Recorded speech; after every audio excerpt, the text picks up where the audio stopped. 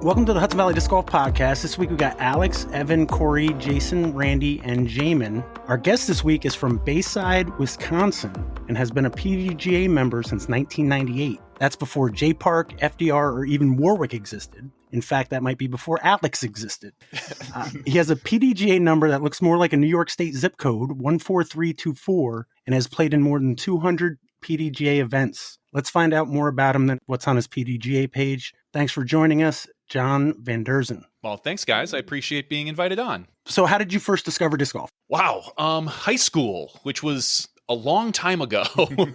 I graduated in 96, and I had some friends up in the Appleton area of Wisconsin, which is about 2 hours north of Milwaukee, where I live now. And I just had a buddy who used to go out there and just throw. And he asked me one day, he's like, hey, you want to come out and play some Frisbee golf? And we had a local park called Plowman Park, which is still in the ground, thankfully. It was a beautiful little 18-hole course. I think the exact length of the course was 5,280 feet. And I know that because it's exactly 1 mile. That's neat.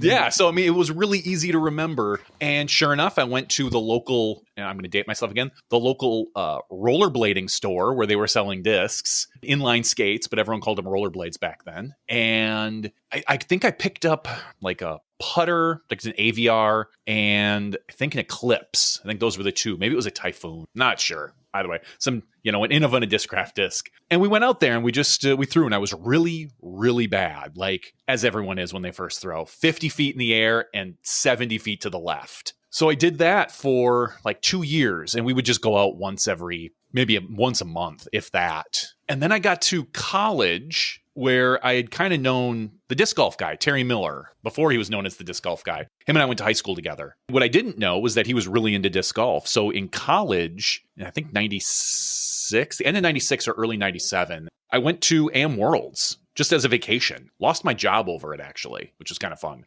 One of those college jobs that, you ask off for and they don't give it to you at the last minute. And you're kind of like, I'm going to go anyway. Let's see what they do. You're like, they fire fine, me. keep your $5 an hour. Yeah, exactly. So I went to Am Worlds and I just caddied for my buddies. But I really kind of started enjoying it. And I would play a little bit. I threw mostly overhands, of all things, like tomahawks, thumbers, until I really learned how, because that was better for me than my backhand at the time, which was still not going very straight. So that's really where I kind of picked it up. And obviously with Terry, who's always been really heavily into disc golf, I just kind of got sucked in. And there was like 4 or 5 of us that all signed up for the PDGA at the same time. So we all have numbers, right? I know like the 2 people in front of me and the 2 people behind me, because we all got the same, well, not the same number, but the number right. 14321, 14322, 23 and 24, I think, something like that. So that's really how I started playing, just high school, and then got serious in college. What's the disc golf community like there in Wisconsin at the time and then now? Well, at the time, I didn't really know much about the club in high school. It wasn't until I got to college that we had here in Milwaukee, the Great Lakes Disc Golf Club, which was a very, very old club at the time. I think it used to be called the Milwaukee Breeze, years even before that. And this was in like the late 90s. And it was a really good club. Unfortunately, I would say over the past 10 years, the club is kind of, some of the guys who were really heading it up at the time, they either got too old or kind of just faded away and weren't really into it. So I don't really think Milwaukee has a very solid club at this point anymore. The community itself is pretty good. We've got quite a few, as every locality has. We've got a few good sellers. We've got, some good guys that maintain the course. We have, oh my gosh, Milwaukee is rich with courses. I think I can get to 5 or 6 different courses in like 20 minutes of my house. And if I want to go to 40 minutes, I bet you that triples. So it's really a good community and a good area for disc golf, but the club itself is almost non-existent these days. What about the courses?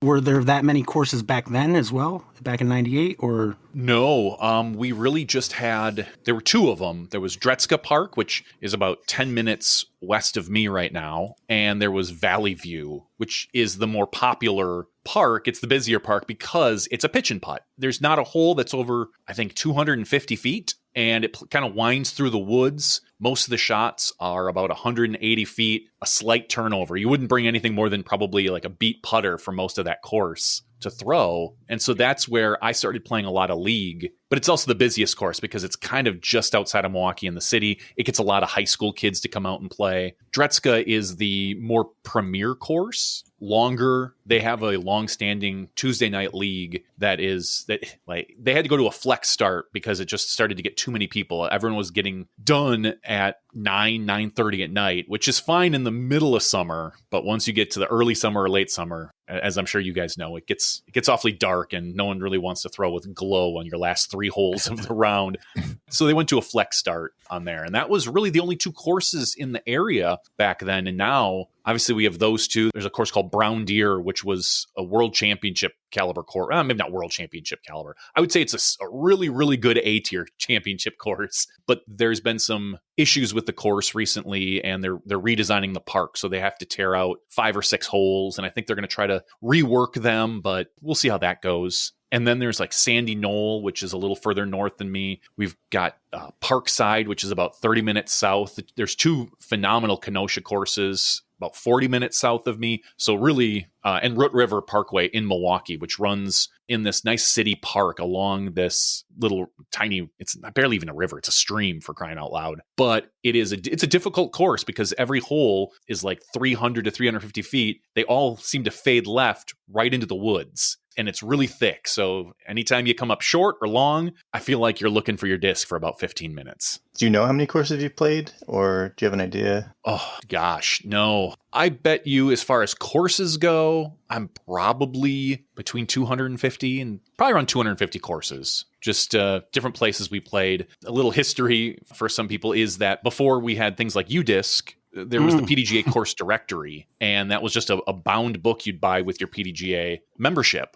And Terry and I, that's what we would spend our spring breaks doing. And for like 3 or 4 years, once spring break hit, we got in a car, usually a day or 2 before spring break hit. We'd skip some classes, and we just drive south from Wisconsin in March. And we just follow this course map. We'd have a big Rand McNally atlas next to us, and we'd start pinpointing courses. And we were so excited because I think one year we got 17 or 18 courses in a week, which was huge. Now I could probably just go to Illinois and get 17 or 18 in. But probably between 200 and 250 different courses all across the country. Japan, that's the only foreign country I've played in. I went to the Japan Open 15 years ago and played pretty well there. But there's a lot of courses. So that's what we would spend our spring breaks doing. And that's where I first met a lot of older pros, your Ken Climo, Steve Weisskopf, Brian Schweberger, all these guys. You'd meet them because they've been playing as long as I have, and they were always at some local event. Have you ever come this far east? Or how far east have you come, other than the far east, obviously? The furthest east I've played is Maple Hill. I got to go to Maple Hill pretty much exactly 10 years ago. Maybe it's 11 now, but the very first year of the Disc Golf Pro Tour, when we started the broadcasting, the live video broadcasting, Terry and I, Steve Dodge asked us if we would join the Disc Golf Pro Tour for that. And so I got to go to Maple Hill and see it. So I got to play a few of the holes. Unfortunately, the course was mostly closed because it was practice day, and I think they had a couple like skins matches from the pros. That's the year that Bradley Williams won with, I think, Paige Pierce. I think it was Bradley and Paige won that year. And the Chipmunk Gate is what everyone called it that year, when the playoff with him and Michael Joe. But I get to go to Maple Hill. So I played Maple Hill most of the holes at some point. We got to walk the course, and it's hard to walk a course. Someone's next to you with discs, and you're them. You're like, hey, can I have a disc? I just want to throw one, I promise. So you'd throw a disc and go to another hole. And we were basically scouting it for video quality and cellular connection stuff. How'd that begin, the videoing and such? Oh, wow. So about 11 years ago, because it was the year before the Pro Tour started. We had no idea the Pro Tour was even going to be a thing. Terry and I were talking about a way to not necessarily broadcast disc golf video-wise, but the USDGC used to have a thing called dots, where it was just a website you'd go to, and someone would put dots on the course maps as the lead card played. So you'd know right where they were. You couldn't see anything. You couldn't hear anything. You literally just watched a screen with oh, look, this is where Barry Schultz, this is where he ended up on hole 3, and a little dot would show up. And so we wanted to take that and expand upon it. We wanted to add more or less radio behind it so people could just listen. We knew video was out of our touch. And so we decided that we're like, all right, let's build this app. Let's work on this. And this is when apps were relatively new. It was more or less going to be a web page. And so we talked about it. And the company Disc Golf Planet a few years prior had been trying to do video, and they did a few good events. And the guy who runs that is out of Pennsylvania on the East Coast. Jon Deurzen was doing that. And so he asked if I wanted to help out one year. And so we did that. They had this giant satellite, like an actual satellite dish, like you used to see in probably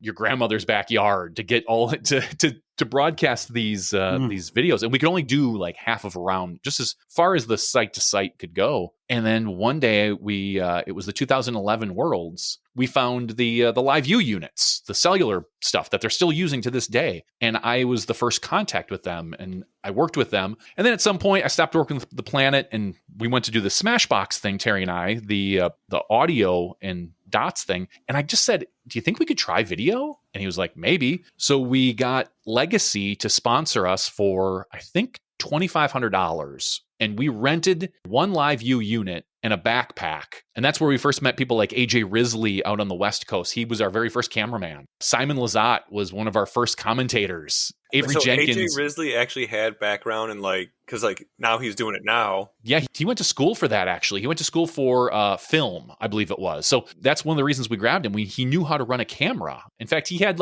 some sort of homemade stabilizer kit that we thought was awesome. And so we rented these units. We went to the West Coast. I didn't. I stayed back at the home studio, but we broadcast the Silmar event. And so we thought, hey, this is kind of cool. Maybe we can do this 2 or 3 times a year. And so we did 3 or 4 events in about a month, every weekend. We just wanted to get our money's worth out of these devices. And our first event, Silmar, we ran out of batteries with 4 holes to go. We had no clue what we were doing. It was just hey, let's try this out. And then we get 4 holes. We're like, oh crap, we literally can't finish. Oh, well, whatever. Nobody had any expectations of us. And we learned our lessons. The next time we did Bowling Green, the AM event, the huge AM event. And we were able to, that's where we had Simon as one of our commentators and things like that. And after we did those events, we kind of got the itch for it. And I thought, we can do this. It's expensive, but I think we can do it. And so sure enough, we broadcast a few events for the next year or so. And then Steve Dodge reached out and said, would you like to do this for the Pro Tour? We want to do live. And it was a lot of pressure that Steve was starting this tour that no one really knew about. We had just met the UDIS guys at one point to talk with them, and they were jumping on board. And so Terry and I are like, well, what the heck? Let's give it a shot. And Steve paid us basically just enough for us to rent equipment and not lose a ton of money.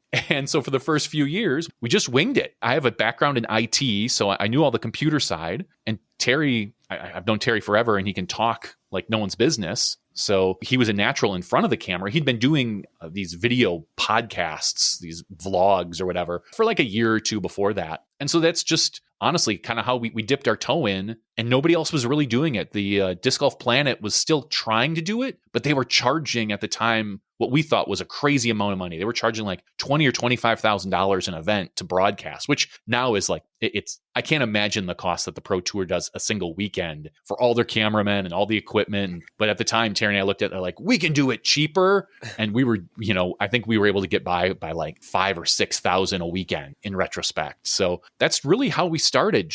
It was just something that we were interested in, and we thought we could just do it cheaper and maybe even a little bit better. And thankfully, I think we did. And it just got bigger and bigger. And clearly, as we see now, they've got their own channel. And about 3 years ago, I handed over all of the equipment. I handed over all of the infrastructure, all that stuff. I handed over the Pro Tour and was just take it. We're not, it's too big for just a few of us anymore. They've run with it and are doing a great job now. How long's the podcast been going on? We just celebrated 10 years, actually. I think we're on episode 538, somewhere around there, 539, 549. Nice. I'd have to take a look at it. Terry always looks at that and does the intro and the thumbnails for our podcast. So I just, I host it down here in my basement. He comes here every week, or if he's remote. But the podcast was started because we really started doing the live broadcast. That's hey, we're going to do this live broadcast, but it's only in the summer because that's when the prime disc golf season is. And we're up in Wisconsin. So we really don't have much to do from October through basically March, because we always did the Memorial. So we really wanted to fill in that time.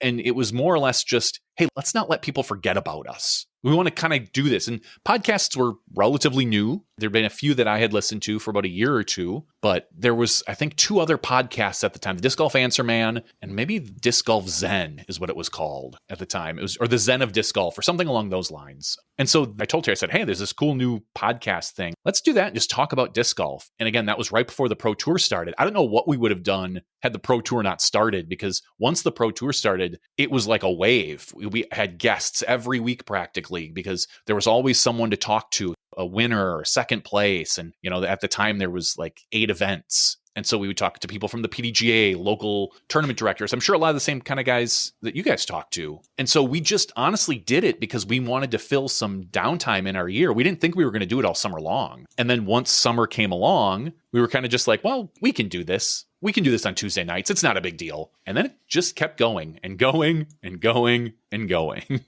And here we are 10 and a half years later. I think it was November 11th was, I think, our first podcast. I think it was 11/11 was like the first podcast that we did in 2015. Veterans Day. Oh, yeah, it might have been. Yeah. Okay, so as far as the podcast, like you say you do it on Tuesdays, how does that work? Do you guys release that night, or is there editing and such? Because we do live, that was one of the other things that we wanted to do with the podcast, because we needed to practice the live broadcasting side as well. And so I started getting these pieces of software. I had a really old Mac at the time, and there was one piece of broadcasting software that existed. I think this was even before OBS that every YouTuber uses these days. And I think it was called Wire something, or Wirecast, something like that. And so I wanted to practice doing live broadcasts, knowing that I was going to have to do these a couple times a year coming up. So I told Terry, I was like, well, there's YouTube, we can go right to YouTube. This will be great. And so we started doing that. We started just broadcasting to YouTube with this software so I could really practice and do that. So there isn't a lot of editing that I need to do because we do it live. Terry is, again, born with the gift of gab. He knows all these players very well, and he travels with them and sees them. And he knows way too much about them, more than most people probably should. If you ask Terry almost any person's PDGA number, he'll probably rattle it off, and their mom's name, which is kind of weird and creepy, but you gotta love him, So we don't really do any editing. Occasionally, if we have like some live hiccups, I'll edit some things out. But we record Tuesday nights. We're live every Tuesday at 8 p.m. on the Smashbox YouTube page, and Twitch, I think we broadcast to, and Facebook as well. We just push it out to all 3 of them. And then that night, right after the podcast, I more or less just run it through some Adobe Audition, clean it up a little bit with some filters that I have preset. Most of it sounds already pretty good because I run it through some boards here that I have in my basement. And then our podcasts are, between 2 to 3 hours long normally. We kind of had a reputation. Most podcasts were about 30 minutes back then. And we just decided we were just going to keep talking. And then we started our after show, which is when we talk about things that maybe aren't disc golf related, but just what's going on with us, movies we've seen, music, concerts, whatever. Sometimes we talk disc golf too, or just bring on another guest that maybe just wants to sit and chat. But I'll break that usually into 2 podcasts, one that will release Wednesday morning and one that will release Friday morning. The after show always releases Friday. Wednesday morning is the normal one.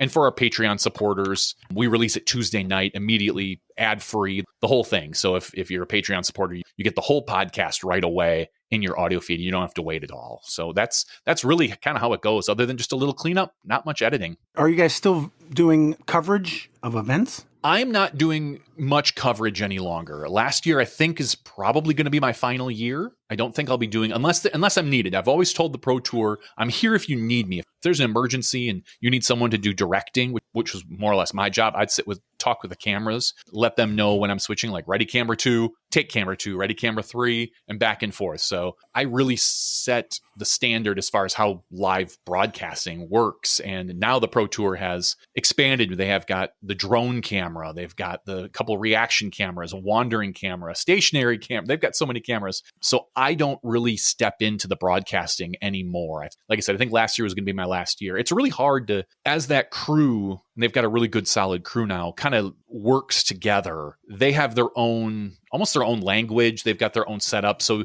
when I'm watching the broadcast, I kind of watch it from a behind the scenes view. I know that when, after this shot, the producer will probably go to a graphic and then a scoreboard and then this. Well, they've been adding in so many really cool things that it's really hard for me to just step in now and know, oh no, after this, we always do this now. And so for me, if I were to step in after a year to a year and a half of not being in the chair, it would be really difficult to pick up on all those cues their language, what their processes are. So for me, if I were to step in, the broadcast would probably be worse. It would be a much simpler broadcast. Terry's still doing live broadcasts. He's still doing commentating. He flies out to Bend 5, 6, 7, 8 times a year and gets to commentate with Nate and Val or sometimes some other people. And I know the Pro Tour is working on other groups that do broadcasting. I think this weekend at the Waco, we had Charlie Eisenhood from Alta World and Brian Earhart. So they're still kind of working different crews. But yeah, Terry's still heavily involved. I think he'll be on course a few times this year as well, doing sideline reporting that Nate Perkins was doing this weekend. So he's still heavily involved. I'm lightly, very, very lightly involved. And most of it is just as a consultant. And by consultant, I mean, sometimes they'll call me up and ask me a question like, do you know how to do this? And I'll be like, oh, maybe. Have you tried this? Have you tried rebooting it? I don't know. And that's really the extent. And I'm okay with that now. It's like when you know your kid's grown up and they have to go out to college. And that's how I feel the broadcast was. We birthed it, we grew it to a point, and then it just got too big for us. You know, I always say that what the Pro Tour has done in the last 5 years, it would have taken us 10 between Terry and I, because they were able to, they had outside investment. They were able to go pretty heavily into debt in order to kind of build out this infrastructure. There's no way as like an individual, I was willing to go a couple $100,000 in debt for this disc golf thing, for this disc golf broadcast. So I think we could have eventually got to where they're going, but it wouldn't have been for a long time. So I'm really happy that the Pro Tour has been able to really grow the live broadcast that kind of Terry and I created. Absolutely. So when did SkipAce start and how did that come about? SkipAce has been going on a lot longer than most people realize. I think I started it in 2003 or 2004. I just remember sitting in one of my college classes, and I had been playing fantasy football for a few years at that point. I think on Yahoo, which was one of the few places I think had fantasy football online at the time. And I remember sitting with an open notebook when I probably should have been paying attention in one of my classes and just drawing out like how I'd want fantasy disc golf to be. And so I had no computer programming skills, very, very little web skills, but I knew I kind of wanted to do this thing. And so I just one year started, I had to think of a name. And so I came up with all these different disc golf terms at the time. And the one I liked the most was SkipAce. Nobody had the domain. And so I got the domain SkipAce, and then it hit me even better. How about just Fantasy DG? And so I actually bought the domain fantasydg.com, and that's where it originated. And so if you actually go back on the Wayback Machine and look at fantasydg.com, you can find some real early SkipAce prototypes and stuff out there. And so I would just do some like local events. I'd pick the biggest events, the national tour events at the time, and then a couple big events, A tiers, or they're called super tours at the time. And it was really, really simple. All you could do was just pick 3 or 4 players. And then I had to manually go in and put scores in. Every Monday, I would go in and just add all the scores in. And I had a little process. I built the site using what was called Macromedia Dreamweaver. It was an Adobe product before Adobe bought it. And it was the simplest like web programming skill that I could do because I didn't know anything about it. And then one guy from Kansas decided, he's like, hey, I think I'm going to sponsor that. It was Under Par Disc Golf. The guy eventually ended up working for Dynamic Discs, but he sponsored it. It was like a disc. If you won, he sent you a disc. He was promoting his store. And I really, really liked the thing. And I did that for about 4 years. And then I had my first kid. And it was at that point, it was like 2008, 2009. I just was like, you know what? This isn't really picking up any steam. There's not a lot going on. I think I had like 10 or 20 people that would play. And it was fun, but there was just nothing in it for me at the time. So I put it aside. And a couple of years later, obviously, we're doing the broadcast and stuff. And right before the Pro Tour announced, I was talking to Terry and I was like, I think I might try to get SkipAce or Fantasy DG back up and running. And so he was like, okay, that sounds cool. And then we heard about the Pro Tour, and right away, it just all kind of came together. The problem was I still had all the stuff, but it was out of date. There was nothing going on with it. I let the domain expire, fantasydg.com. And funny enough, UDisc bought the domain without knowing that I owned it.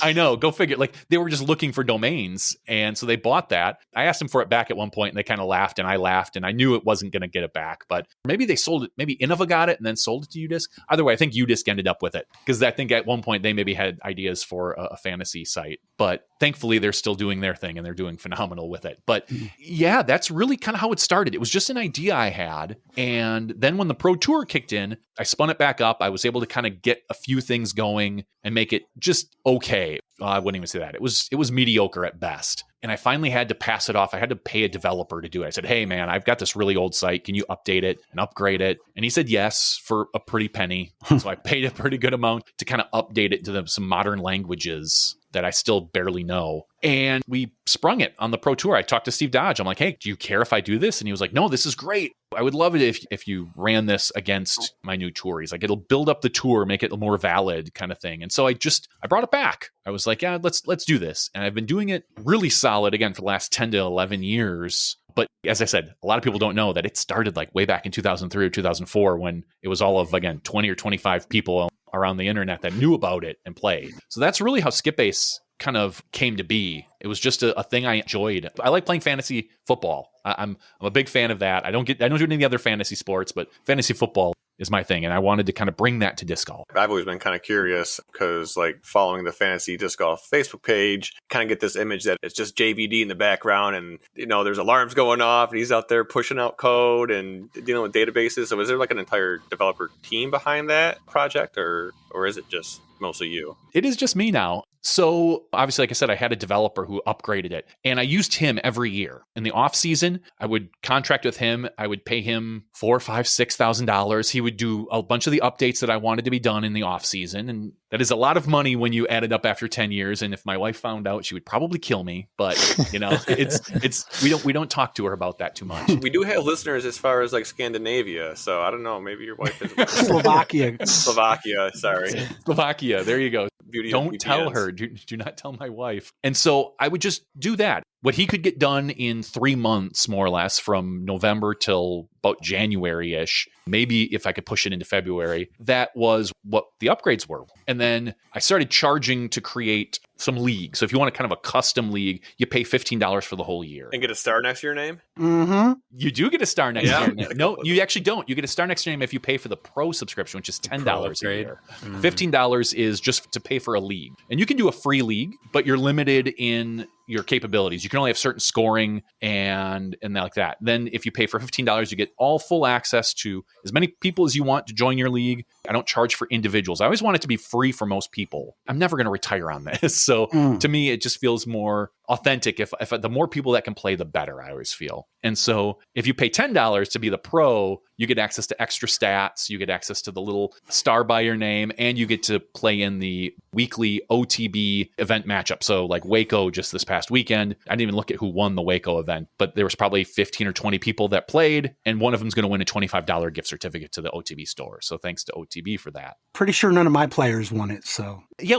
I'm sure we'll talk about it in a little bit. Yeah. Waco's an interesting event. But yeah, so for SkipAce, now last year, ChatGPT shows up. I mean, it's been out for 2 years, but for coding. And so I had this developer who more or less built this really good base of how to do it. And I didn't know anything about it's now done in a program called Laravel, which is just a front end to PHP, a different language. It's just a bunch of languages to me. I don't know. But I can copy and paste. I'm really good at that. And so I can take a lot of what he's done and more or less copy and paste it into ChatGPT and say, hey, this is what I'm trying to do. Can you make this work? And for the most part, it does. It's really good at coding. What it's not good at, and what I'm apparently not good at, is testing. And so there's been a few instances where I have made some changes and it's like, yeah, this looks good. I push it to the dev site. I do 1 or 2 tests. I'm like, all right, good. This looks great. And then it gets to be live and you're like, oh no, it broke this thing that I didn't think it was going to break. And so, yes, for the past, I would say about 3 to 4 months, it is just me behind the scenes, putting out fires, doing things. And this year we've got a lot of people doing it. And one of the recent fires that I put out was every night it processes scores. It goes through and it makes sure all of the scores are correct and it builds the wins and losses and points. And we have so many people making picks now and so many picks that are happening is that it was timing out my system. There's only it runs through this process. And so that's now like kind of the thing I've been working on is trying to spread out these things so they don't time out and building these new features. I've got a couple of really, well, I don't know if they're cool ideas. I think they're decent. New ways to play. Obviously, this year is new with being able to score with birdies and bogeys and all these other things, but there are other kind of cool things that I want to do. I was thinking of like a bracket system. We were in March. I was trying to think of a cool way to have like, hey, just the system randomly grab 16 of the top 50 pros and put them in a bracket and you get to pick your bracket and, whoever gets the most points. And, so you might have Kelvin versus Isaac. You might have Kelvin versus Corey Cook. Corey Cook. Yeah. Anybody. Just whoever. I wanted to grab like the top 50 people. And so I'm trying to think of cool ways to score that. How do you do that? Do you get points? That was a thought I had just a couple of weeks ago. And I started to kind of slowly program that in. And I realized that there's a little more to it than I need to think through. So I'm hoping maybe that's like an option for next year that I can just kind of roll out. The more ways people can play, the better. Is the way I feel. Like just give people options and they'll show up. Is it true that we're the only guillotine league? Well, yes and no. There was one other one. There was my test guillotine league. That doesn't count. Well, I did do a full draft for it. I invited a bunch of people and said, hey, this is kind of a beta league. I want to try this out. So whoever would join, please do it. For those of you that don't know, really the goal is just to survive, not be the lowest scoring person that week. The lowest scoring person gets cut and their team that they drafted goes to the free agency. So anyone can pick them up. So if you have Paul McBeth and a bunch of scrubs, guess what? Paul McBeth is going to be available for someone to pick up on Tuesday or whoever that is. So I think Tuesday morning is when the guillotine process runs. Or no, I think it runs Monday night, and then Tuesday is when you can pick up players. So you can make claims and things like that. But yeah, you're more or less the only public guillotine league other than the one that I'm running with a bunch of just fans that wanted to join in. I didn't personally know that it was going to be a thing. Is it just because that there was advertisement of it? Yeah, I wasn't sure about it because I built it. This was kind of almost the very first thing I built on my own, style of league. And I thought I don't want to really advertise this big and then have it really suck. So I did kind of put it out there in one of the newsletters. I said, hey, by the way, I've got this thing as well. If you want to try one, that's cool, but it's a beta. Mm-hmm. Oh, right, the newsletter. That's right. I think I saw it. Yeah, probably saw it in the newsletter. So it was kind of it's a beta thing. I don't want to put too much behind it. I want to see how it goes. And I'm still, again, little tweaks here and there, part of the scoring things and like that. But I think what I want to do in the long run is give the commissioner an option to maybe not make it 1 week. Maybe make it, you have to lose 2 weeks and you're eliminated. So it gives you an extra. We found that the ideal size for a league is between 8 and 12 players. If you have 12 users, then maybe, you only have 3 or 4 MPO, 2 FPO, and a couple people on your bench. But if you have fewer players, your team can be bigger. But with a guillotine league, obviously our season is 20 events long. If you have 12 players, you're done after 10 weeks. Halfway through the season, you're done, right? So I think I want to be able to adjust it so you can either just obviously start up another guillotine league halfway through the season and say, okay, let's play again, or give the commissioner an option to say, let's make it 2 weeks. If you're low man 2 weeks, then you get booted. It'll make the season last a little longer. It'll be a little bit more fun, but that's not how I built it yet. I wanted to get the bare bones down on how it works before I really dig in and see the different options. So was this whole guillotine league basically written with ChatGPT? Yeah, mostly.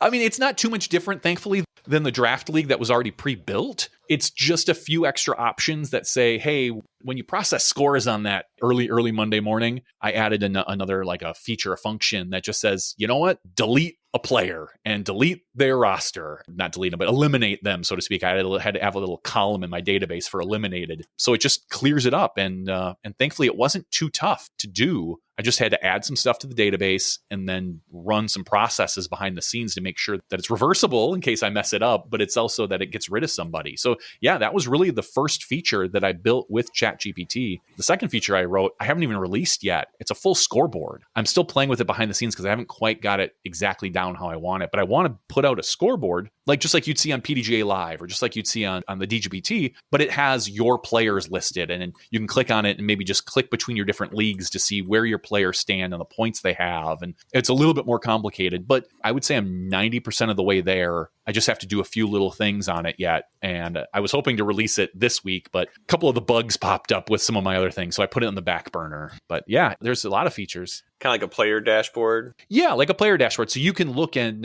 you'd see just a full scoreboard, but it would show you maybe in different colors everybody in your league.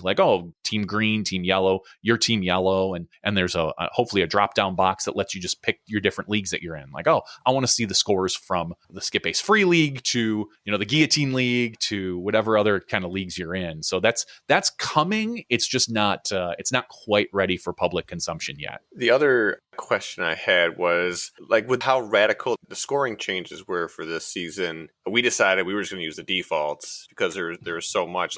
So how did you come up with the values for these defaults for some of these more abstract scoring groups, playing over your rating and stuff like that? I'm sure people don't want to hear this part, that a lot of it is just my gut. Mm-hmm. I looked at golf. There's a few places that do fantasy golf leagues, and I looked at that and I kind of mimicked a lot of that. But we're obviously different than golf in that, if you get under par in golf, that's a damn good round. But everybody goes under par in disc golf. In fact, double digits. So I had to kind of look at it and try to balance it out. And then you've got the difference between MPO and FPO. Some courses, a good MPO score is going to be 12 down. In some courses, a good FPO score is going to be 2 down. And it's the same place. Unlike Waco here, which is really unique in that, a good score is 12 down for MPO, but a good score for FPO, Rebecca Cox shot an 11 down. So it really is kind of tough to balance that out. And this year being the first year of having all these different categories scoring, I was just trying to think of all the different things that I could put points against, because I can't yet get access to things like C2 or C1. That's just not available to me, but the scores are. So I just thought, what can I do with scores? Obviously birdies and bogeys, eagles, aces. And then I was thinking streaks, hot rounds.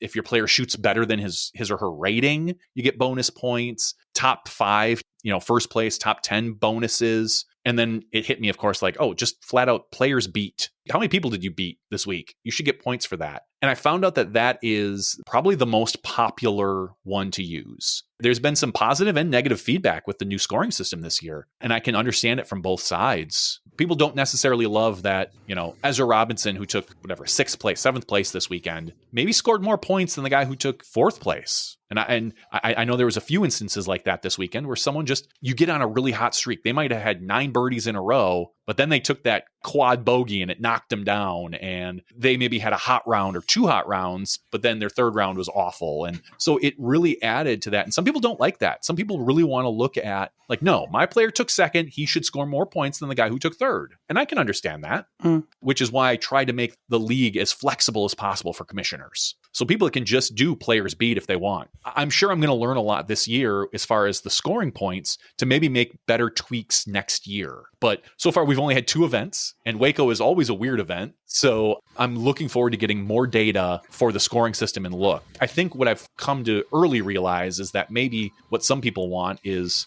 more points for players beat. So right now, I think the default is 1 point for MPO, 2 points for FPO. Maybe that should be a little more, and we'll score more points and have the categories as kind of just almost like tiebreakers or bonuses. So really, it's heavily weighted towards your players beat, and these are extras. But I'll know more in a couple months, honestly. And the more data I can get, the more people will give me feedback, and we can make this work for however you want your league to be. That's really what I want. I just want to give the commissioners as much flexibility as possible, because last year it was just a scoring system from 250 points to negative 250 points. And it was not quite a straight line. There were some bumps in that line, but the whole goal of last year's scoring system was just don't let people tank a position. Some people would try to pick the worst MPO player, the worst FPO player, so they could bulk up on their salary cap, so to speak, and pick a bunch of the top players. And my goal last year was, in all the previous years, was to not let that happen. So I'd really punish people who picked poorly, but some people also didn't like that if you had a good player who just had a bad week, it wrecked your week. So it's really a balancing, and I just want to make it available to everybody. I want everybody to have their own option, and I'm working on a way maybe to bring that kind of scoring back for next year. But this year, with all of the changes that I made, I had to really get a good grasp on the scoring system, and I could only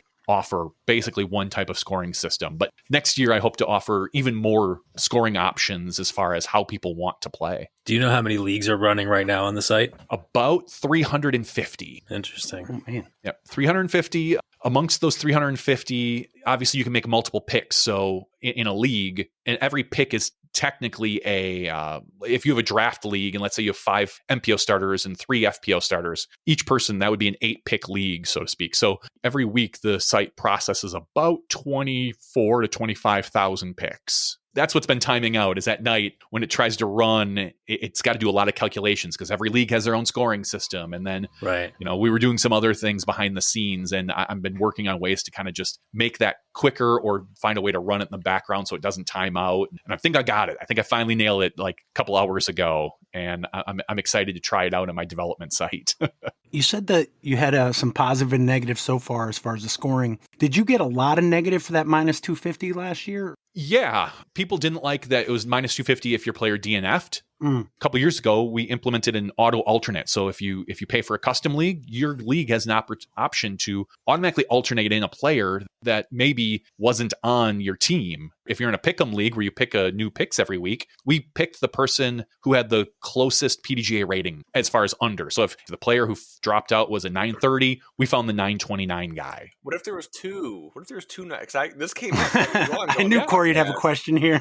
If there's two players that are rated closely, I believe we sort it by PDGA number then. I think somebody guessed that. I'll have to take a look, but it's been a while since I set that configuration up, but I think we set it so first was rating and then the lower PDGA number. I believe that's how it goes. Well, as somebody who had James Proctor in the first event, I was glad for that option because I got Kyle Klein and that worked out. Oh, see, that's perfect. Yeah. And then for draft leagues, we do the same thing where if your league decides and you're in a draft league or like the Guillotine League and you have an auto alternate set up, I don't know if you'd want to do that for a Guillotine League, but it's an option. It picks the lowest scoring player on your bench. The thought process is you can't purposefully leave a player that's not playing in your starting lineup and then just get the best player on your bench. Because what if you have Paul and Ricky on your bench and then, are you going to start Bo McLaughlin?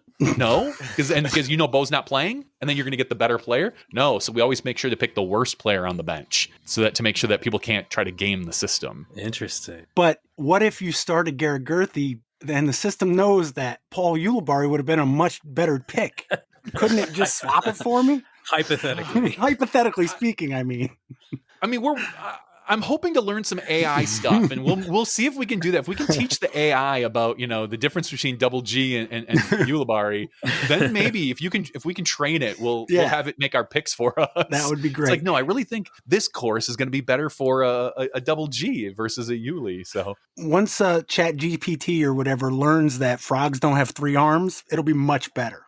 Yeah, so. I know. Once it stops putting 6 fingers on my on my images, it'll be way better. It's a much better coder than it is an artist. That's for sure. Honestly, like you were talking about the feedback on the scoring, there's been a few people that have reached out and been like, we don't really like this scoring this year. Can we go back to last year? And I have to tell them, like, no, you can't. But here's a couple things you can do to make it a little closer to last year's. 0 at everything but players beat. And there you go. That's as close as you're going to get. Mm-hmm. Again, like I said, I'm hoping next year to be able to bring back more scoring formats. So if you have any ideas on how you'd want to see things scored or categories you want in there, by all means, reach out. I'm open to a lot of ideas. And John does respond to emails, I can confirm. I'm constantly on my email, yeah. I'm sure there's more SkipAce questions. I have actually a couple, but I do have a question based on all of what we talked about. How much disc golf do you get to play? Not nearly enough. We were talking right before our show about signing up for events and being up in Wisconsin, as you guys know, and you guys are out of Maine? No. New York, yeah. We're upstate New York. Upstate New York. I knew you were up in the upper northeast there, so I couldn't remember if it was Maine. All right, so upstate New York. So the pain in that sometimes it takes until May before we can play. Like our courses just flat out, a lot of them will just close down from more or less March until May because they get so muddy. Like everything melts, everything sits. They don't want to tear up the grass. So a lot of times we get stuck unless you travel and play. So I personally haven't really touched a disc since November. I think that was my last round. Wow. I know it really kind of hurts. I kind of got used to it with a lot of the broadcast stuff because when the Pro Tour went from 8 events to 12 events to 16 events, it was 16 weekends I was sitting in my basement directing shows. So I kind of fell out of the disc golf habit of playing 20 plus tournaments a year, and I really fell into like 1 tournament a year. Now I'm trying to ramp back up. And I'm registered for 2 or 3 events this year. I'm hoping to be able to go out. I've got a basket in my backyard to get out and play more. Like I said, I've got a couple courses within 10 to 20 minutes that I can just need to actually get out and do that. So I'm excited that I'm starting to ramp up again after almost close to a decade of kind of ramping down. And I don't get a chance to play a lot. The site, once all the little behind the scenes scoring stuff is worked out, more or less runs itself for most of the year. I just at night I'll dink around on my laptop and think of different features or different looks. I'm honestly trying to right now, the side disc golf fantasy project I'm working on is redesigning the look of the site. I've got one thing that's kind of redesigning the look and another side that I'm trying to build an app for it so it can be on the App Store and we can get notifications and all that other stuff. But again, as I said, I don't know much about programming and building. A lot of what I'm doing is based off of ChatGPT and other AI stuff, but it seems to be working all right. I've got the mobile app now where I can list the events, and make a pick. That's it. You know, I can't do anything else yet, but it's a good start for the last month of working on it. Probably what someone would take 10 minutes to do if they knew what they were doing. I have a question here. Rob Coenzi. West of the Mississippi, Rob. Yeah, he had a question. It says, can you find out why we can't see our picks or the rest of our competition anymore on SkipAce? Once they were locked in, we used to be able to see our picks and other people's. Now it just flips over to the PDGA site. Maybe people complain that their strategies were being copied. Lasasso might be able to figure it out. That shouldn't have changed, but there's always a chance I screwed something up. I'll have to take a look at that, because what we've done in the past is when someone makes a set of picks, and drafts are obviously different because you can't pick the same player. So who cares what the other guys are going to play? That doesn't matter. But when you do a pick'em league every week, the goal was to not show the other people who you picked until the event started. Once the event starts, I think usually you can go to standings and then look at the breakdown under the standings of the particular event, and it would show you what everybody picked. I'll have to double check that. Maybe I messed something up and it's hiding it, but that's how it should be done. So you should be able to see what everyone picked after things. And now we've got live scoring, which is great. So no matter what, he'll be able to see it once the event starts and the live scoring kicks in. You can go on the right-hand side. There's a whole list of all your people in their league. You can click on it, you can hover over their names. You can see all the points that their team is scoring. And if you click on the name, it actually drops down and gives you a breakdown of how they got those points. Well, he did go on to comment, and he said, unlike last year, maybe you have to pay for the pro version to see picks. He says, JVD has put a lot of time and effort into this. I'm not going to complain if he wants to try to recoup some of what he put in. So he's not it's not a huge complaint. Yeah, no, I totally get that. And like I said earlier, I've debated on how to charge for SkipAce, because I keep thinking like this year, luckily, I'll pull in a couple grand minus then the hosting costs. And I don't even count my time because it's more of a passion project for me. So, all that stuff. But like the server costs and database costs, things like that, it's like $100 or $200 a month, depending on how much usage it gets. So I've thought like, should I charge individuals? Like, would it be worth it for $1 for someone to just pay me $1 and then you can play? And I keep thinking that's almost just more effort than it's worth, because like 30% of that goes to whatever maybe it's 30%. I haven't even looked, like whatever payment processor you have. Exactly. Yeah. And all it's just like, it's more of a pain than anything. And I think it's just more fair to charge for the league. And even then, like I want to have free leagues out there for people. You know, I'm not in this to retire. If someone wants to pay me a bunch of money, right. And, if someone comes up to me and says, "Hey, we'll buy SkipAce for like $1 million," I might sell. I mean, I'm not shy about taking money, but I really want it to be as free for most people. Or if you can't afford it, things like I've given away a bunch of leagues. There was a gentleman who reached out to me like a week or two ago, and he was asking some questions. He's like, I'm playing in this league with just my son and my dad, and we were thinking about paying for the upgrade. And I was thinking, it's like for 3 people, and it's a pick'em league. I'm like, here, and I just clicked on it. I was like, there you go, have fun, whatever, go play. It's the first event had already run anyway, and I was like, just do it. I want people to have fun. That's honestly what it comes down to. Yeah, we've been doing this. What's this, our 4th year, Jason? 2022, I think we started. Yeah. 25. Yeah, this will be our 4th year, and we love it because it's exactly what you say. It's like, it's kind of plug and play. You just hop on and you start doing it. We figured the point system was a little more complicated this year. We were like, okay, we'll figure it out as we go. Kind of like you're doing, It's disc golf, man. It seems like it's been working. Like the points, it's only 2 events in, it's early, but I'm glad that you had those recommended values, because I think if we were to go with our gut, who knows what would happen there. But we would have had fun coming up with stuff, but it might not have made sense. I'd love to see those. There's a few unique leagues. I'll have to take a look out there. Unique scoring ones that I really want to kind of dig into more. Like, why did they pick this? Like, some people that just wanted like really high value hot rounds. Like, if the hot round, they get 30 points or whatever. It's always really interesting to see how other people think about it. And like I said, I try to come up with a baseline, and I knew going into it, I'm like, I'm not going to make everyone happy. I don't even know if these are the right answers, but this feels right based on 1 or 2 scoring previews that I did on some other events. I was going to ask that if you pumped any players to like any events and see what they spit out as far as their score. Yeah, I did that for a few of them, for a few players and a few events. I'll be honest, that was before I added a couple other things. That was before I added the players beat. That was before I added the first place bonus. And I think before I added like the rare birdie and bogey combo. So like if your player birdies a hole that is, I think it's a 10% value. So if they birdie a hole that less than 10% 10% of the field has birdied, they get a bonus. And the same for bogeys. Perfect. I had that question too. I'm like, what is a rare birdie or a rare bogey? Now we know rare 10%. bogey is the same thing. If your player screws up a hole that nobody else is screwing up, penalize them. It's a 10% threshold. And I think next year I might open that up so commissioners can adjust that as well. But I thought 10% was a good mark when I looked at a bunch of the stats. I was like, well, it seems to be most holes are anywhere from 13 to 30%. And I'm like, well, if someone gets one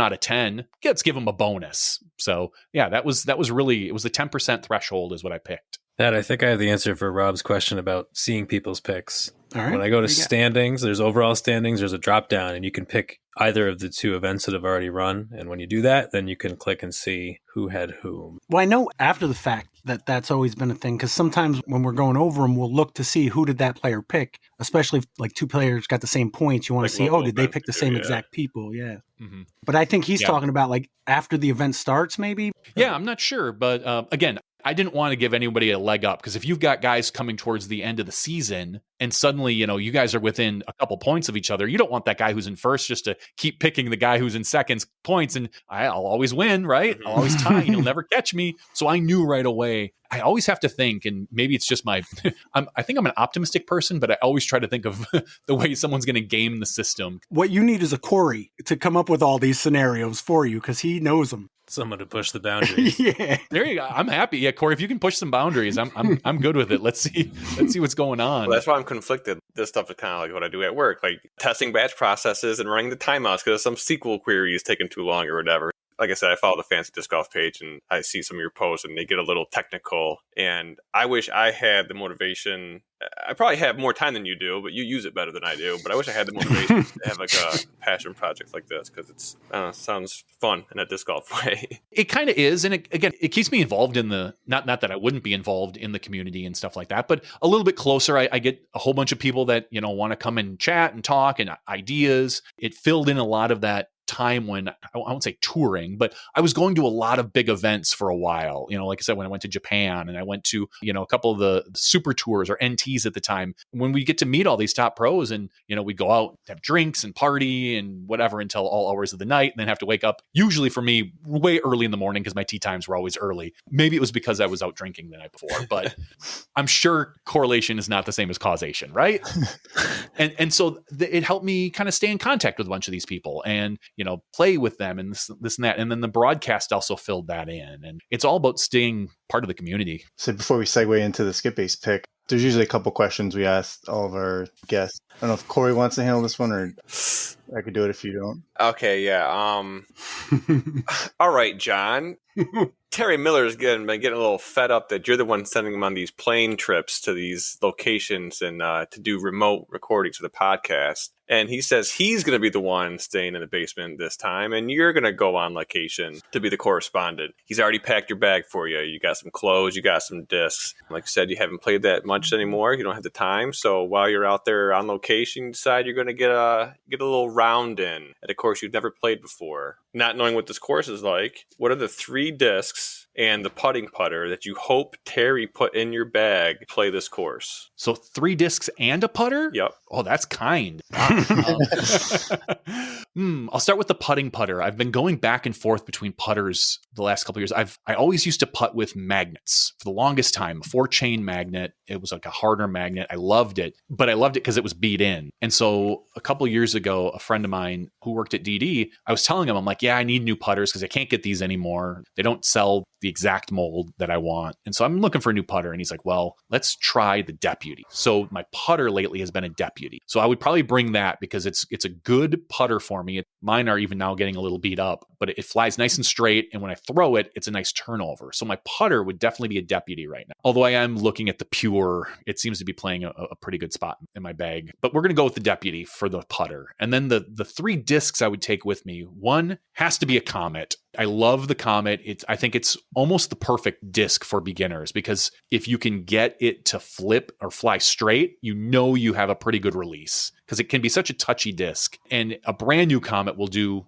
a hyzer, it'll hold an Annie, as well as just straight and stable. So I'm going to go with a Z Comet. And then I got to go with probably another mid-range from Discraft. I'm going to go with the Z Buzz because it's one of those discs where I know I can just torque on when I want to throw far. And when I say throw far, I max out if I get a really good hole in one, I can go about 400 for a driver. But most of the time, 350 is pretty solid these days for me. That's even sometimes pushing it depending on how I'm feeling that day. So, but I think a buzz, because I think a Z buzz for me, if I can be picky, I'm going to bring one of my first run buzzes, but that's just me being, picky because I love them. So probably a Z buzz because it goes straight to stable and it can fight a wind a little bit. And then I need probably a driver of some sort. And because I'm probably not too worried about throwing far and turning it over, I'm going to go something stable, probably a destroyer. That's going to be pretty consistent. You know what you're going to get out of the box. I throw it mostly. I'm never worried about flipping them over, especially brand new. If I wanted something to go a little more straight, I'd probably go with like an Undertaker or even I've been throwing lately, the Supreme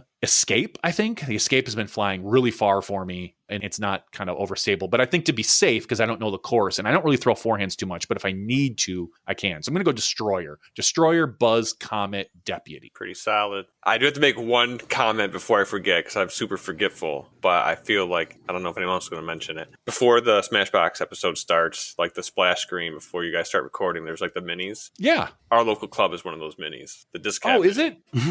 Which one? The blue one that's shaped like New York State. Oh, yeah. I'm looking at them right now. I'm down in my basement, and yeah, right there it is. Yeah, disc cap. Yeah, I see it. It's there right next to the. It's 2 over from Aaron Rodgers. I do see it. That's awesome. Well, thanks a lot. How was that determined? The minis, they're $5 supporters. So if you support us at the $5 level, we just reach out and say, hey, we'll get the mini. We'll get it printed up. These are like the full color, like Dimax from DD. We'll stick it on the wall. I'll take a nice picture. So every time it shows up, everyone can see your mini. So obviously, so thanks a lot to the disc cap. Damn, actually, I didn't know that's how they got on there. I just know that Wachowski's not a moderator on the YouTube streams, is he? Does anyone know? Does that name sound familiar, John? Jeff Wachowski? Yeah, it does. I would have to take a look at I'm guessing he probably supported us early on. And so that's the big secret is that, if you support us for like 2 or 3 months at the $5 level, I get the mini, I get it. And then you could cancel.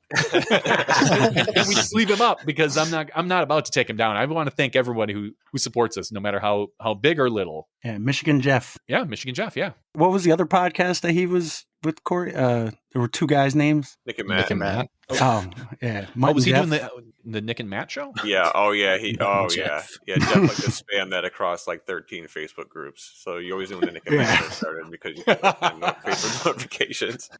Didn't they rename that show? Yeah, Staggered Stance now. Right. Okay. Yeah, Matt Graham reached out to me a long time ago about how we did our podcast and like what the setup was and stuff like that. And so him and like Tyler Brickley as well, the Disc Golf Comedy, they all reached out, and I was very happy to share with them. Like, oh, here's the program, here's the software I use. I'm a real like nerdy kind of guy, so I love to talk about like the tech stuff behind the scenes. And so I remember sitting with Matt Graham online and just kind of going through like, yeah, this is the program, this is how we do the switching, and it was the same similar stuff that we were doing with the live broadcast. So it worked out really nice. Yeah, I could never go live. I mean, first of all, we're not professionals. You know what I mean? Like you said, he's a talker kind of guy. Yeah. And I'm a talker, but I need alcohol to be a talker, and that's not going to go well on a live recording. So. There's been a few recordings where Terry's gone live with alcohol, and some of them are great, some of them don't end up well, I kind of wanted to ask, is there a big flub or anything that's ever happened with that, the live? As far as the broadcast goes, not really a flub. There's been some controversies in the past where, one of us has said something or a guest has said something that didn't necessarily go over the West with the world. And, you become for a split second the main character on Reddit. Don't do it. Yep. And sometimes it's like, well, no, I'm fine. I'm going to power into this. That's fine. And there's sometimes you're like, yeah, maybe that wasn't the right move, But you know what? If you're not, if you never make it as the main character on Reddit for a day or two, have you really? The biggest news I think to ever come out of the podcast was when we had Steve Dodge on and he fired us live on the air. So that was a whole fun night. We knew it was coming, but we wanted to be the one to break the news. He called us a day or two before and he explained like his ideas and we told him, we're like, hey, I understand your concept, because his plan at the time before he sold the Pro Tour was to bring everything in-house, kind of like what they've done now with Jomez. Use the same cameras, because before Jomez would be their own separate entity, and they'd be recording. They'd have a cameraman standing right next to our cameraman. And so you get two guys doing the exact same thing, pointing the exact same way. One is for post-production, one is for live. And at the time, Jomez was, they are still a phenomenal group, but they were very stubborn. They were like, nope, we're not doing live. We're doing post. We want to do post. And that's great. But then Steve Dodge came out. He's like, well, it's too many resources. We're bringing it all in-house. And we talked to Steve and said, Steve, that's great. It's really tough. What we do, the live stuff, it's tough. And so he's like, yeah, I don't think we're going to need your help next year, Johnny or Terry. But thanks. We appreciate it, this and that. And I sat back and said, okay, cool. But if you're going to make this decision, I want you to come on the podcast and tell everybody, because I don't want this news to break somewhere else that involves me, not when I have a podcast. Come on, let's do it. So he was kind enough. And again, I always thought he made the right decision. He just executed it awfully. It didn't work out for him in the long run. So he came on the show and he's like, hey guys, I'm just here. And you guys know this, but you're not going to be on the tour next year. And neither is Jomez and this and that. And that made us, again, one of my favorite statements, that made us the main character on Reddit. That was one of those things where it's like, how can you fire these people? And it turned out like 2 weeks before the season started, he called me up. He's like, oh my God, John, the person I had that was going to do this, they don't know how to do it. I made some big mistakes. Can you please help me out? So sure enough, I jumped in and we ended up getting back into the saddle and doing the live broadcast stuff again. It was a whole fun experience. And I love Steve Dodge, good friend, but just one of those things you're just like, not the right decision at the right time. Jaimen's got a question for you. One of the really interesting parts about disc golf is, the fact that one hole can be played so many different ways. So if you're standing in a wide open 200-foot shot, basket's dead straight ahead, what kind of disc are you throwing? How are you throwing it? All that kind of stuff. No wind. 200 feet, probably the Comet. Again, I always feel like it'll, if you want to use the stereotypical jokes, it holds any line you put it on. It feels good in the hand. All those things that you hear the reviews say. And for a lot of people, the Comet does not feel good in the hand. I can understand. There's a lot of people that don't like it. I happen to love it because I came up with it. So 200 feet straight ahead, I'm definitely going, well, I take it back. If it's wide open, I'm probably throwing a hyzer buzz. Just because it's the simplest shot for me. Just a straight hyzer, watch it dump straight down. If I have to throw it straight, then I'm going with the Comet. But I look at some of these players now on the tour, and I love to say I'm not going to second guess them, but I do when I watch them throw shots that I think there was a better angle there. Kristen Tatar is a phenomenal forehand. She throws those approaches so pinpoint with her forehand, but I sometimes look at it and I think there's a wide open hyzer there. You're a righty. Why wouldn't you just take an easy hyzer? Why are you throwing the little forehand flick? And 98 out of 100 times she's putting it within 10 feet. So it's hard to second guess. I just look at it and go, man, I can't throw a forehand to save my life. So ultimately, I think 200 feet straight ahead, that's got to probably be my simple buzz hyzer shot. Nice. That's perfect. I see that a lot too with players. Casey White's somebody who grew up, the next state over. So a lot of the pros at the time got to play with him. And he did that same thing where he was always throwing forehands on these wide open hyzer shots. But yeah, man, he knows how to do it. Yeah, it's hard to judge. It's hard to second guess when they're beating you and they're throwing shots better than you, but you're like, no, my way's better. Didn't you think about how it makes sense in my head? It sounds like if you're going with the Comet, you're looking to have it coast towards the basket. With the buzz, you're kind of giving it a run to try to spike it in, but if it doesn't, it's going to sit kind of close to the basket. Yeah, I think with the buzz, again, I'm probably just going to throw a 200-foot hyzer and hope to land close or smash some chains. With a Comet, it's much more of a touch shot that I'm probably hoping to throw and come up 8 to 10 feet short and slide closer. That's probably what I'm doing with the Comet. I feel like the Comet is the frisbee thrower's choice. In general, it's such a great disc. I always feel like, it's really overshadowed by most people. I think so many players would do well to learn how to throw it. But I also understand, I came from an era when almost no one threw forehand. So if you wanted to throw a backhand, it was a turnover. Now, like you said, with Casey and all these players, if they want to throw a 180-foot shot that bends to the right, I'm pulling out a beat putter or a Comet or whatever, and they're just throwing a little flick. And I'm jealous, and I don't like them. It feels like they're cheating, right? Yeah, it's not fair. I can't do that. Thank you. But I'll take them as a doubles partner. So I mean, I'm good with that. What's your go-to course beverage? Water. No, I take that back. Water is kind of secondary. It's usually a Gatorade, like the yellow Gatorades or Powerade, whatever one it happens to be on sale in the nearby grocery store where we stop. I'll usually carry one or two of those, and I drink a lot on the course as far as hydration. It's not because I'm like thinking like I need to make sure to stay hydrated. I think it's more of a nervous habit than anything else. It gives me something to do on the course. Like, what can I do? I'm standing here. I'm waiting for my turn. I'll just have a drink. And once that's gone, then I just usually refill them with water. That's pretty much it. Just Gatorade and water on the course. So here, our local like gas station / convenience stores, Stewart's. Do you guys have one there? We have Quick Trip. That's the Midwest's. I know like out east, there's also Wawa and things like that. Wawa, and that's in Wawa, Jersey. That's what it is. Yep. Yeah. And for us, it's Quick Trip. That's like the premier gas station in the Midwest. We've got, is it like quick? It's the green one. Is it? Well, I don't know if Check. it's Quick Check. Yeah. Quick Check. Quick Stop is Clerks. That's why I almost said Oh, it. yeah. You go to Jersey? You're gonna. I'm a big Clerks fan. I saw some of them in the theater, for crying out loud. Yeah. Yeah. I wouldn't mind going to the Quick Stop at some point in my life. I've been I once. did it. Yeah. But no, Quick Check is the big one here, and I mean, most of them are kind of turning into that. Cumberland Farms is almost like that now too. But but Stewart's is like the local one that The cult following for a gas station. Yeah. Stewart's is like church out here. Yeah. I feel like every region has that. Like the Midwest, like I said, Quick Trip. Everyone, it's like, oh, have you done the Quick Trip pizza? Or you go in there and they've got all the sandwiches you ever want, and like, it's like, oh, I feel like a ham, egg, and bagel with spaghetti, and you're like, oh, there it is. Who knew? It's just Quick Trip has whatever you need, apparently. Stewart's big thing is like dairy products, ice cream, milk. Yeah. Free air for your tires. Yeah. Oh, and that's the greatest thing. That is solid. That's why I won't go anywhere else. I refuse to pay to put air in my tires. Oh, yeah. Everything around here is like 50 cents or $1. And who has dollars anymore? So I'm pulling out my credit card to put air in my tires. You could probably Venmo it. Right? Yeah, you're right. Honestly, there's probably a QR code I scanned for Venmo. John, you said you graduated in 96. Mm-hmm. So I was class of 99, so you're a little bit older than me. If you were listening to some music on a casual round, what would be like 3 bands or artists that you would have on your playlist? Oh, is it a good round or a bad round in my head?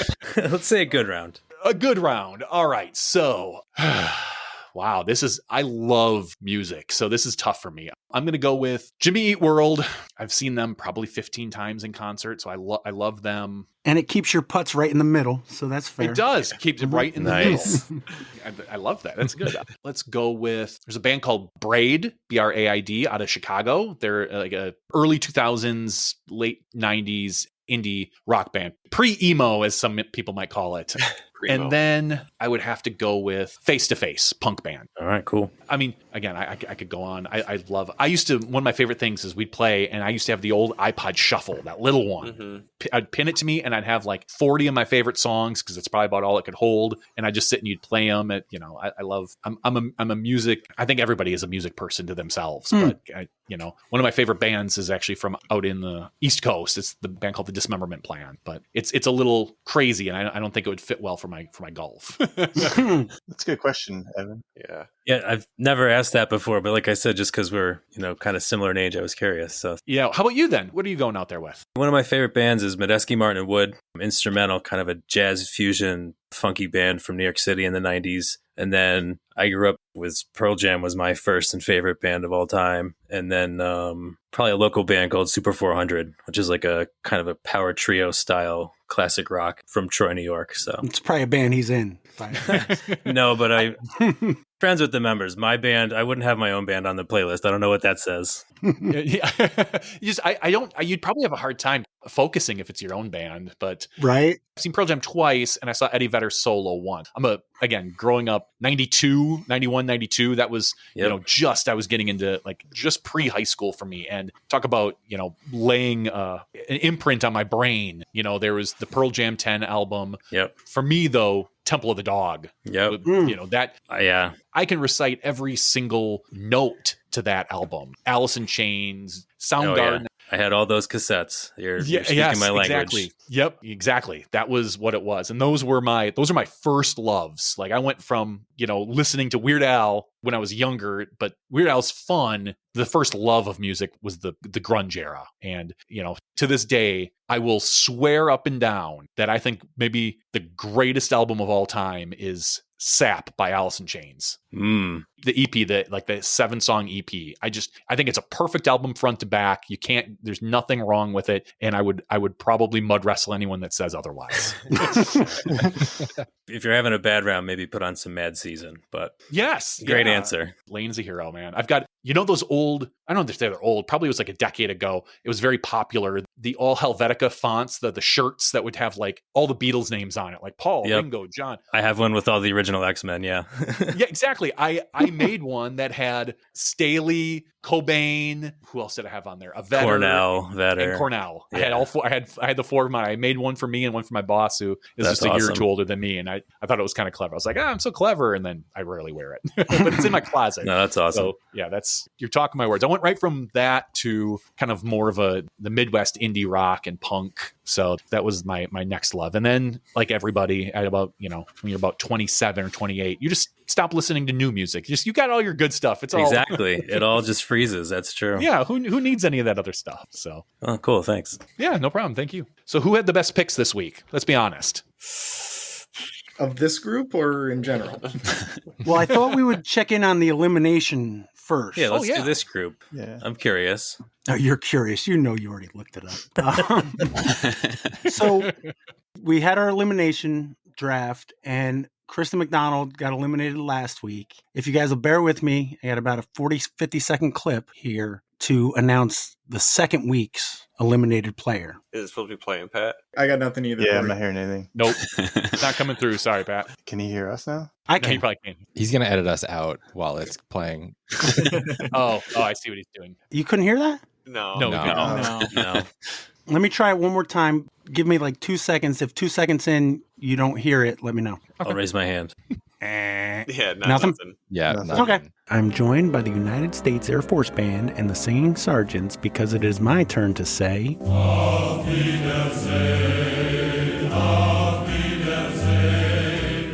I was eliminated from our guillotine lead this week. I put too much faith in Garrett Gerthy and not enough in Paul Ulibarri. I did make it twice as far as I expected. And it just goes to show that no matter how well you did this week, the hammer can come for you, Evan Parsley.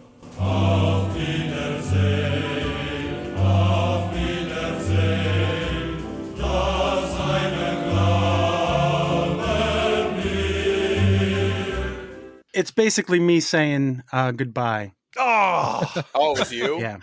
Oh, Well, according to what it looked like, I mean, if somebody has other live scoring is no longer available, but New information, man. Has any new shit has come to light? I'll double check. I'll have to. It hasn't eliminated you yet. That's tonight, right? Yeah, tonight, right? Oh, Yeah, okay. it should probably eliminate you pretty soon. Actually, I'll double check that. I was 100 points behind Mikey Botles. But again, I had Paul Ulibarri on the bench, and Paul Ulibarri got like 100 plus points more, so it would have made a difference. Oh. So then, now that you're eliminated, who's up for grabs? What players are going to be there for other people to snag? Ezra, I think. Ezra Robinson. ooh, yeah. Ezra. Oh, that's a good one. And Evelina. Mm-hmm. Mm. Is it a free for all, or do you guys do a like a claim system? Well,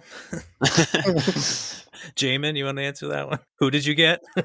I got Missy Gannon. I had a henna on the bench because I have Missy and Kristen. But I was actually wondering that because I can't find. I was trying to figure out how to do waivers, and I am terrible at technology. So I wasn't sure if the deal was you would place like a waiver on it, and depending on your placing, you'd get them, or if somebody who placed lower than you wanted them, they'd get them, that kind of thing. Yeah, there's a few different options that we came up with last year. There's just like no waivers, where once they're open, they're open. There is lowest or worst score, or worst record.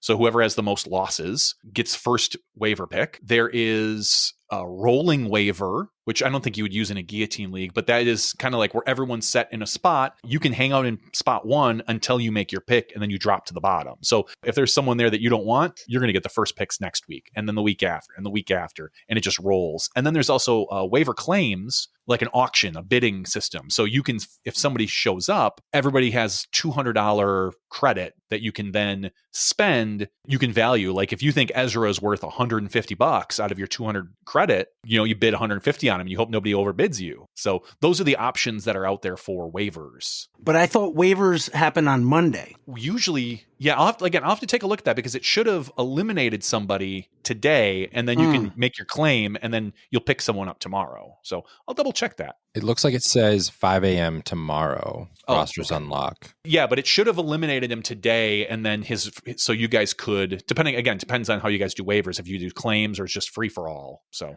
we have it, I think, set to worst record. Yeah. Okay, so claims.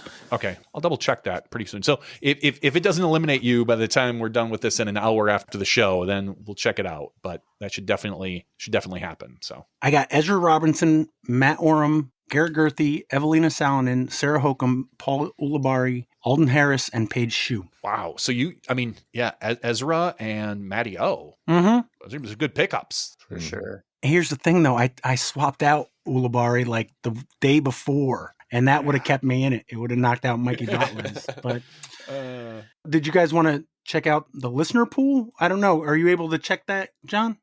Possibly. For the 2025 HVDGP listener pool? Hold on one second. I can Somebody should be able to link it. Yeah. Do you know what the It's the code. 5594? Is that the number in the URL? Yeah.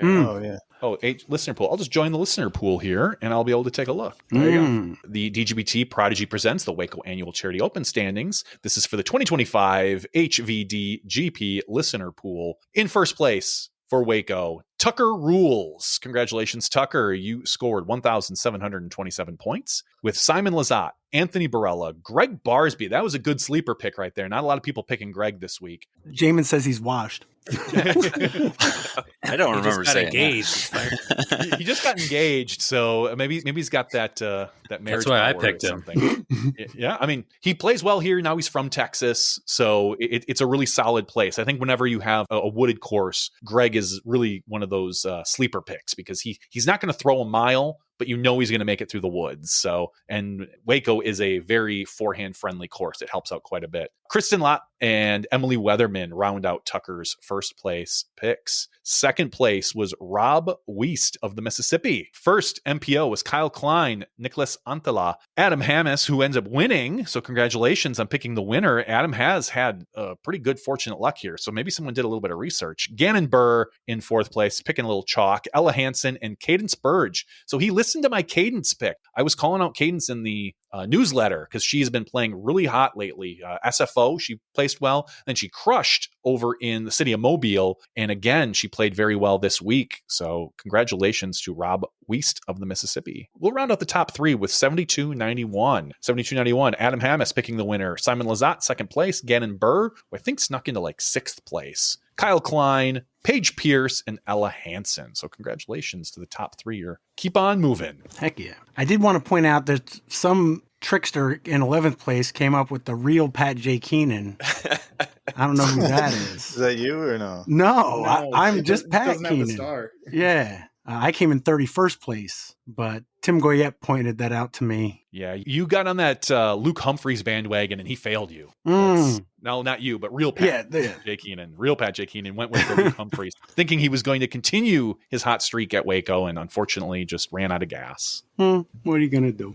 Yeah. Little Jerry Seinfeld's one of my favorites, but It's great. So if I look at the standings right now, 2025, the overall standings, BTB is in the lead right now with total points, which is 2895, same as your drop total. So the way the dropped scores work is I wanted to give people an option, and I think I'll make it a little bit more clear next year to the commissioners. I was focused on the draft this year, but I always wanted to give people an option like you could have total points, which is all of your accumulated points, or dropped totals, which is it drops the two lowest points. So you can have two off weeks, and you'll see that. So until we get a few of the events in, it won't drop to, I think next week, maybe it'll show you drop points. But so BTB is winning right now with 2,895. SkipAce Pro member 7291 with a nice star by his name or her. They're in second place with 2807. Brandon S. Klein, 2797. You got to call my him nemesis. Yeah.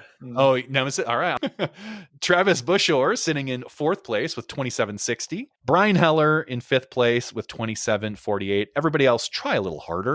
But I do appreciate it. I'm scrolling down the list. I see a couple stars, so I appreciate you being SkipAce Pro supporters. And I will say right now, Tim Goyette, you need to make some better picks, Tim. Yeah. You're sitting at the bottom right now. You're not too far behind, a couple hundred points, but that could be made up in a really good week. I should point out, Tim is 50th out of about 103. Oh, I'm sorry. That's only page one. You're right. I only scrolled down to page one. All right, Tim, I won't pick on you then. So yeah, I'm on page 2. Page 2, Waco. Who had the worst? Max Horowitz. Dang, Max, 835 points. He had Isaac Robinson, which was a good pick. Kale LaVisca, who I was on my draft team at 74 points, and I got 74 for him as well. Matty O, 120 points. Luke Humphreys. Luke, who everybody thought was going to have a good weekend because he's played well here in the past. Only 2 points. Owen Scoggins, 256. That was a really good pick. And Cap Merch at 194. But Max, you unfortunately are the weakest link this week. Who did BTB have to win the number one? BTB for Waco. BTB, I'm looking at him right now. James Conrad, who had a good weekend. Simon Lazat, who almost won, second place. Vino Makala, third. Raven Newsom, Silva Saarinen, and Holland Hanley. So a really good pick. Do you guys have a salary cap on this? Is it the normal salary cap? I think it's higher. 6,100. Okay, so a little higher than I think the 6,025, 6,050 I think I normally have. So you guys got about 50 extra points to play with, which I've actually been thinking about raising the salary cap because the salary cap was created like 5 years ago, and a lot of players are a lot better now. Their ratings are a lot higher. So make a really good roster, even a decent roster with the 6,025, I think it is. It's tough. I think maybe next year we'll see it bump up a little bit. Well, Jason, that was your idea to bump it up, right? Yeah. Solid, because you guys can pick some pretty good players. I know with the lower salary cap, one of the reasons I originally had it that way was so that it was a lot less ties, because you have to pick somebody down in like 40th or 50th or 60th position, and the odds of everyone picking the same one are going to be a lot less. So I figured that was a good way to make sure that we couldn't have everybody picking Paul, Ricky, Gannon, Kristen. You really have to kind of pick and choose when you have a lower salary cap. Have you ever considered, or has anybody ever told you that you should be on like the radio? It's the microphone. I don't know, man. I think you've got the voice for it. When we first started our podcast, I looked at some of the tech podcasts that were popular at the time, like This Week in Tech and a couple other ones, and they all swore by these Heil PR40s. And so I was like, you know what, Terry? I know, we're just starting out, but I'm going to buy these. I think they're like $200 microphones. They're expensive. Like, I'm going to buy them because we're going to sound good. And I had no clue how to like level them or anything like that. So they were clear. It didn't make us sound much smarter, but yeah, we've had them ever since. They're really solid mics. They just kind of hang out here in the basement. I think they do sound really good. They're not quite the top of the line, but they're really nice mics. So I'm going to say it's all on the mic. So any suggestions for Open at Austin? Trying to think. Let me pull up the Open at Austin page. I don't even know what course they're playing out here at Open Austin. Is this the Sparkle? Oh, the Sprinkle? Sprinkle, yeah. Open at Austin's traditionally been on that golf course. I don't know. Oh, that's right. Changing. Yeah, I haven't actually looked. Last year I was doing a bunch of research and I was sending it out in the newsletter about players who had been actually 2 years ago I did a podcast before every event, and I would do a bunch of research and I pulled in all the old history and things like that. And now I'm trying to build that into the site for our pro members so you can look back at the events in the past and see which players, are racking up birdies. I mean, it's hard not to just pick Gannon if you're looking for a winner. For reference, I'm looking at Sprinkle Valley for rounds 1 and 2 and Harvey Pennock for rounds 3 and 4. Oh, they're changing it up a little bit. Yeah. So this is a 4-round event. Is this an Elite Plus then, technically? DGPT Plus? Yeah, there you go. Could be. DGPT Plus. So it's one of their, everyone gets a bunch of bonus on this one. It's really hard because I don't believe the MPO have played Sprinkle Valley. I'm going to call it Sparkle Valley. It sounds I don't think they played Sparkle Valley because we just saw that at the USWDGC last year, I think for the first time on any sort of major tour. If it's the similar layout to what we saw last year, the MPO should shred that. So I'm guessing they've made some adjustments for MPO. You could look at who won USWDGC last year for women, and that's probably a good start. But if they are putting Harvey Penick in it, honestly, I haven't done enough research into this. And it's kind of Austin's been bouncing around between different courses the last few years. So I don't think there's any history that's going to tell us like a surefire winner. You might be able to get a good guess out of the Penick course because we've seen the last 2 years, I think, have been there. Would have been nice because nobody here this till Friday and all the picks have to be made by then. So, darn it.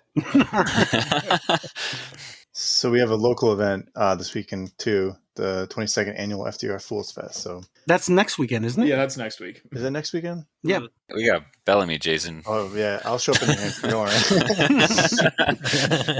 John, have you ever heard of the team challenge that happens in the Northeast over the winter? Oh, yeah, definitely. The producer of the live broadcast, his name is Mahmoud Barani. He's from up there. Well, technically he's from Chicago. He's a Chicago kid that went out there for college, and then he worked at ESPN. I think he's participated in the team, and he's always told us about how much fun it is and how great it is. And it's one of the, I would say I always thought there was like 3 big team events in the nation, one of which was the one out there on the East Coast. The Midwest had the Sandy Point Team Invitational, which we grabbed a bunch of teams from throughout the Midwest, and then a California team or two. And then there's, I think, the NorCal and SoCal team event that they do. I think those are really the 3 big ones that a lot of people have talked about in the past. And you said you haven't played since November. You guys don't have anything like that in your neck of the woods? Not a team challenge like that. The team event that we do here in Wisconsin, it's usually I think the first week of May. It is a 1 weekend event where you pick a team and you've got 2 masters, 4 open, a grandmaster, a woman, and I believe 2 AMs. You go out and you play 9-hole challenges. So it's 1 full weekend of 3 days. And the course is a 27-hole course up at Sandy Point where you just do a bunch of, like, hey, it's you and me now, let's go. And it's a, match play, and it's a lot of fun, but it's nothing like your team event where you guys do it like weekends and weekends and weekends all winter long. I think that would be a lot of fun. Yeah. So what do you win at that one? Is it cheese? No, unfortunately, it's I think the winning team each takes home $250 either dollars or funny money. So it costs, I think, like $150 to play, and then everyone, obviously, it's really more about, it's a fun team challenge, and there is some smack talk. But the place that this is at is Sandy Point Disc Golf Resort. So it is this wonderful plot of land right on the lake. And it's a 27-hole course. It's not really long, but it's heavily wooded. So you really need to have your touch game dialed in. And it's more about the off the golf stuff, like after golf, like everyone hanging out, having drinks. There's 8 or 9 cabins on site. So a lot of teams have their own cabin, and everyone's just kind of wandering around. There's fire pits at the mall. It's a campground. And it's the greatest campground you'll ever go to if you're a disc golf. With Team Challenge, I think the big thing is the lunch. The home team hosts the lunch, and it's like our spread's better than your spread kind of thing. So it's a bit of a competition. Cool. I do like that. Yeah. Our big one is the New England Team Challenge, which is, from New York all the way up to Maine. But once COVID hit, they started one in New York. Does anybody want to describe it better than I can? Jason, can you describe it? Yeah. So there was 2 teams, Minekill and J Park. They had a match at J Park, and it was a kind of a rough day. It snowed that day. People didn't show up. We have penalty points for if you're short people. So there's some penalty points applied. The match went through, and then at the end, it looked like J Park was winning by like a half point or something. And then turned out later that there was a misapplication of the rules where the penalty points were applied, and it was a tie. But everybody had already left. They went home. And so in order to break the tie so that the standings would be in the right order, the right seeding for finals, they had a playoff this past weekend where each team put up their best doubles team that was in attendance, and they played a 9-hole aggregate playoff at Droneman Park. How's that for setup? I like it. Nailed it. The season's what, 6 matches, 7 matches? It's 9 teams that play. Is it 7 matches? I think it's 6 now. Yep, just once per month. So 9 teams play 6 matches, and this one match that was a tie 2 months ago ended up being very important in order to determine seedings for finals. So you had your 4 teams in finals, but to figure out who was 1, 2, and 3. 4 was figured out, but you needed 1, 2, and 3. And who ended up playing, Corey? Actually, I don't know if the seeding mattered by that point, right? I think it did, because you guys were undefeated. Had you lost based on points percentage, you could have been down in 3rd place. Yeah, so in finals, you get the choice of first pick if you're the higher seed. So the seeding does matter. It didn't matter. Why'd you show up, Corey? Well, I actually I was going to support my team. But yeah, so Peter Hodge and Jaimen from Mindkill played against Chad Larson and Justin Muccelli from the Wrenches. They started on hole 1, pushed, and hole 2, Peter and Jaimen got one on Chad and Justin, and then that's kind of where the match ended because Chad and Justin literally birdied out the last 7 holes. Basically, I don't know. I live streamed the whole thing, but I don't know. I'm curious how the match felt for Jaimen more than me. I watched the match through the camera lens, so I wasn't really like paying a whole lot of attention as much as just watching the disc fly. Yeah, I mean, I was certainly disappointed to go all the way down there and lose. I throw righty, Peter throws lefty. That layout was probably custom picked, assuming there was going to be a lefty because it skipped over all the lefty holes. But it was a good match. I'm really looking forward to seeing those guys in finals, I guess. It was a bummer to lose, but losing a match like that where a bunch of people are watching is a good thing in March because now I got some shit to practice. I thought it was cool though. There was I think 20 people showed up, maybe a little bit more if you counted the kids they brought too. But no, it was a good little turnout. I appreciate you live streaming it because I watched from the playground with 6 kids running around. It was great. Yeah, how big was the streaming audience, Corey? I'm not sure, but I did hear the quality of the video was a little bit better than Disc Golf Network sometimes. Yeah. I did hear that commentary was 10 of 10. Who was doing the commentary? I think they're just talking about me whispering over the microphone. You were doing your Terry Miller? Yeah, I was trying. It looked like the chat was pretty active, too. Yeah, I was the Disc Golf jabroni, though.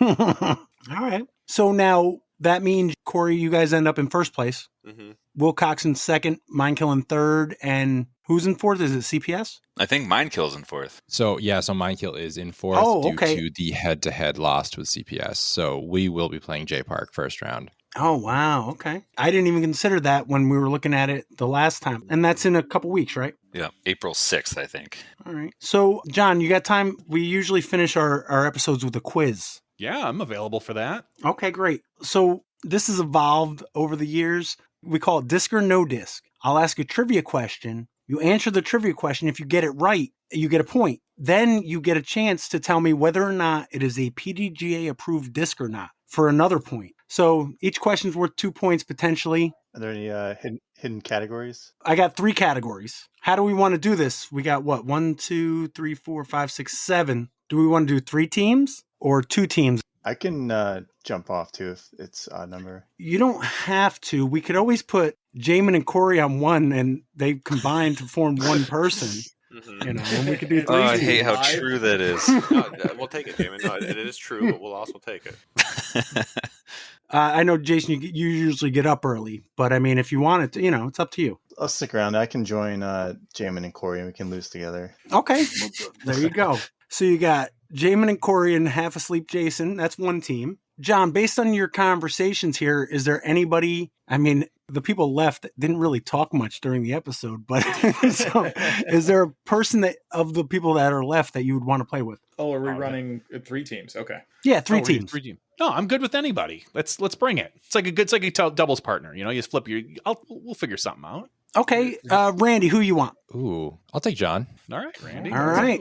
So give me about a minute to get prepped. If anybody needs to go have a conversation with their grandmother, this will be the time. Yep. And Yes, be right back. We'll do disc or no disc. Yep, I'll be right back. So, John, you said that you're just getting back into playing and maybe a few more tournaments this year? Yeah, that's my goal. I'd like to get at least 3 to 4 events in this summer just for fun and see what I can fit into whatever schedule I have. So I'm like right in between divisions. I feel like I'm a really good MA40 and I'm a pretty mediocre MP40. Yeah. It's one of those when it's like I could play MA40 and I bet you if I played MA40 all year, I probably win 2 to 3 events. If I play MP40, I'm happy if I cash. Yeah. So you feel really good and then maybe about beating people you probably should beat, or do you feel bad because you spent your money in MP40 and you're probably not going to cash? So we'll see. I've been sticking with MP40 just because it's one of those things where it's like most of my friends are in MP40. So yeah. So are there like any specific events that you're like really excited to get back to after all these years? Or I always love playing the one in May, the one I'm on the waiting list for, Standing Rocks. It is 2 courses of 24 holes. I believe it's 24 holes each, and they've got an east and a west course, and one of them is like kind of it's all heavily wooded, but one's more of a birdie or die course, and the other is a much more longer placement shot course. And I've always loved that event. So there's that one. There's one called the Zobel Open, which I enjoy quite a bit. I think I might try to get there. And of course, I already signed up for the Sandy Point Invitational, which is where the team tournament is. But instead, we get to go up and stay. It's a singles event at the end of, I think it's it's on Labor Day. That's the one in September. Yeah, it's that one. And you get to stay at the cabin and hang out, and you play a round in the morning one day and then a round in the afternoon on the next day. And so, you just drink a lot. Going up north, and there's fire pits, burgers, hot dogs, camping. They've got a raft. They usually do off the raft, so you can pay $5 for like 5 shots, and it's about 180 feet, maybe 150 feet from the raft to the shore. And they put a basket on the shore, and the goal is to try to get as close as you can to the basket. If you put it in, you win the basket, and it's a lot of fun. If you've never thrown off of a raft, it's definitely not easy. So that's a great weekend, and a lot of times that's also right where hole 27 comes through, right on the beach there. It's on this little tiny peninsula. And so when you play in the morning, you're done, you go hang out at the beach and watch all the AMs play 27. So it's probably 350 feet, and you tee off about 6 feet from the water on your right, and it just plays all along the shore. Imagine your kitchen table. The basket is on a peninsula about as wide as your kitchen table, about 20 feet out. So you have to lay up. Well, you can try to hit the peninsula, or you lay up to the shore of the peninsula and then you lay up to the basket or whatever. But we would sit and we'd play paddles. It was $1 a group, and you'd pick one person and figure out, like, are they going to go out of bounds? And if they go out of bounds, and they don't. And so you're sitting there gambling on all these AMs, whether they're going to go in the water.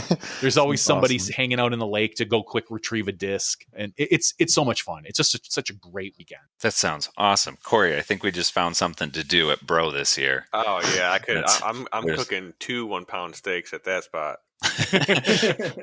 The Green Mountain Championship isn't too far away from here, and they've run one A-tier every year that a lot of us get out to, and that sounds like exactly what you want to do on Fox Run 18 after. Just watch all the AMs play. Yeah, sit there on the road, and then just everybody usually will like throw in a buck. And then, I think we used to call it paddles or something. Someone at one point brought paddles, like in, out, on each side. And you just have to hold up your paddle. And so the funny part is, like, everybody can see you. So all these AMs are coming through, and you're holding up a paddle whether they're going to go OB or not. It's the rudest thing ever. Like, but it's so much fun. And then usually whoever, if you pick in and the person stays in, you get a share of the pot and this and that. And that's hole 27. We also do, our cabin is literally on the tee of hole 26. So I walk out in the morning, and then there's hole 26. It's about a 220-foot shot straight down. The basket is 4 feet from the water. So everyone plays short. Then you've got this usually a headwind putt off the lake to make your 2. And we will kind of do the same thing. Or we'll play what we call Dirty Dollar at night, where everyone gets a glow disc. Everyone throws a buck down on the ground, and then you get one shot at the basket at CTP. And then whoever gets the furthest away has to go down, collect all the discs, come back up, and then everyone throws a buck in again. And you play, you just do that for hours. Sometimes, you might win $20. Sometimes you'll lose $20. Like it's a lot of fun. The worst part though is obviously the person who's furthest away has to go down the hill. It's a pretty steep hill. You got to go all the way down the hill, collect all the discs, and then come back up. And sometimes there's 10, 15 discs that this guy's trying to haul all the way up the hill. It's fun. That's awesome. That sounds like a blast. A couple questions before we start, John. I asked you what your on-the-course beverage is. What is your preferred off-the-course beverage? Lately, it's been brandy old-fashioned. Ooh, fancy. Yeah. Not so fancy that it all comes in one bottle for me. There's a company in Milwaukee called Soulboxer, Soul, Soulboxer, and they make this pre-mix big jug, and I love it. I don't know. That's what I've been drinking. It's that or usually just a whiskey. Just a whiskey on the rocks. Just put it. That's what I've been doing. Like a Fireball or? No, Corey, like real whiskey. Like real whiskey, yeah. No, Fireball, honestly, ginger beer and Fireball is really good. I believe it. That's our fall drink usually. Is my wife will have like a really good ginger beer. And then, because I'm not a beer person, it's never sat well with me since I was young. I've never been able to drink it. I tried to drink it when I was like 20 or 21 and I couldn't stand the taste of it clearly, but I forced myself to drink it. And even after like 1 or 2 beers, I felt ill. And so ever since then, I'm like, I'm not even going to bother.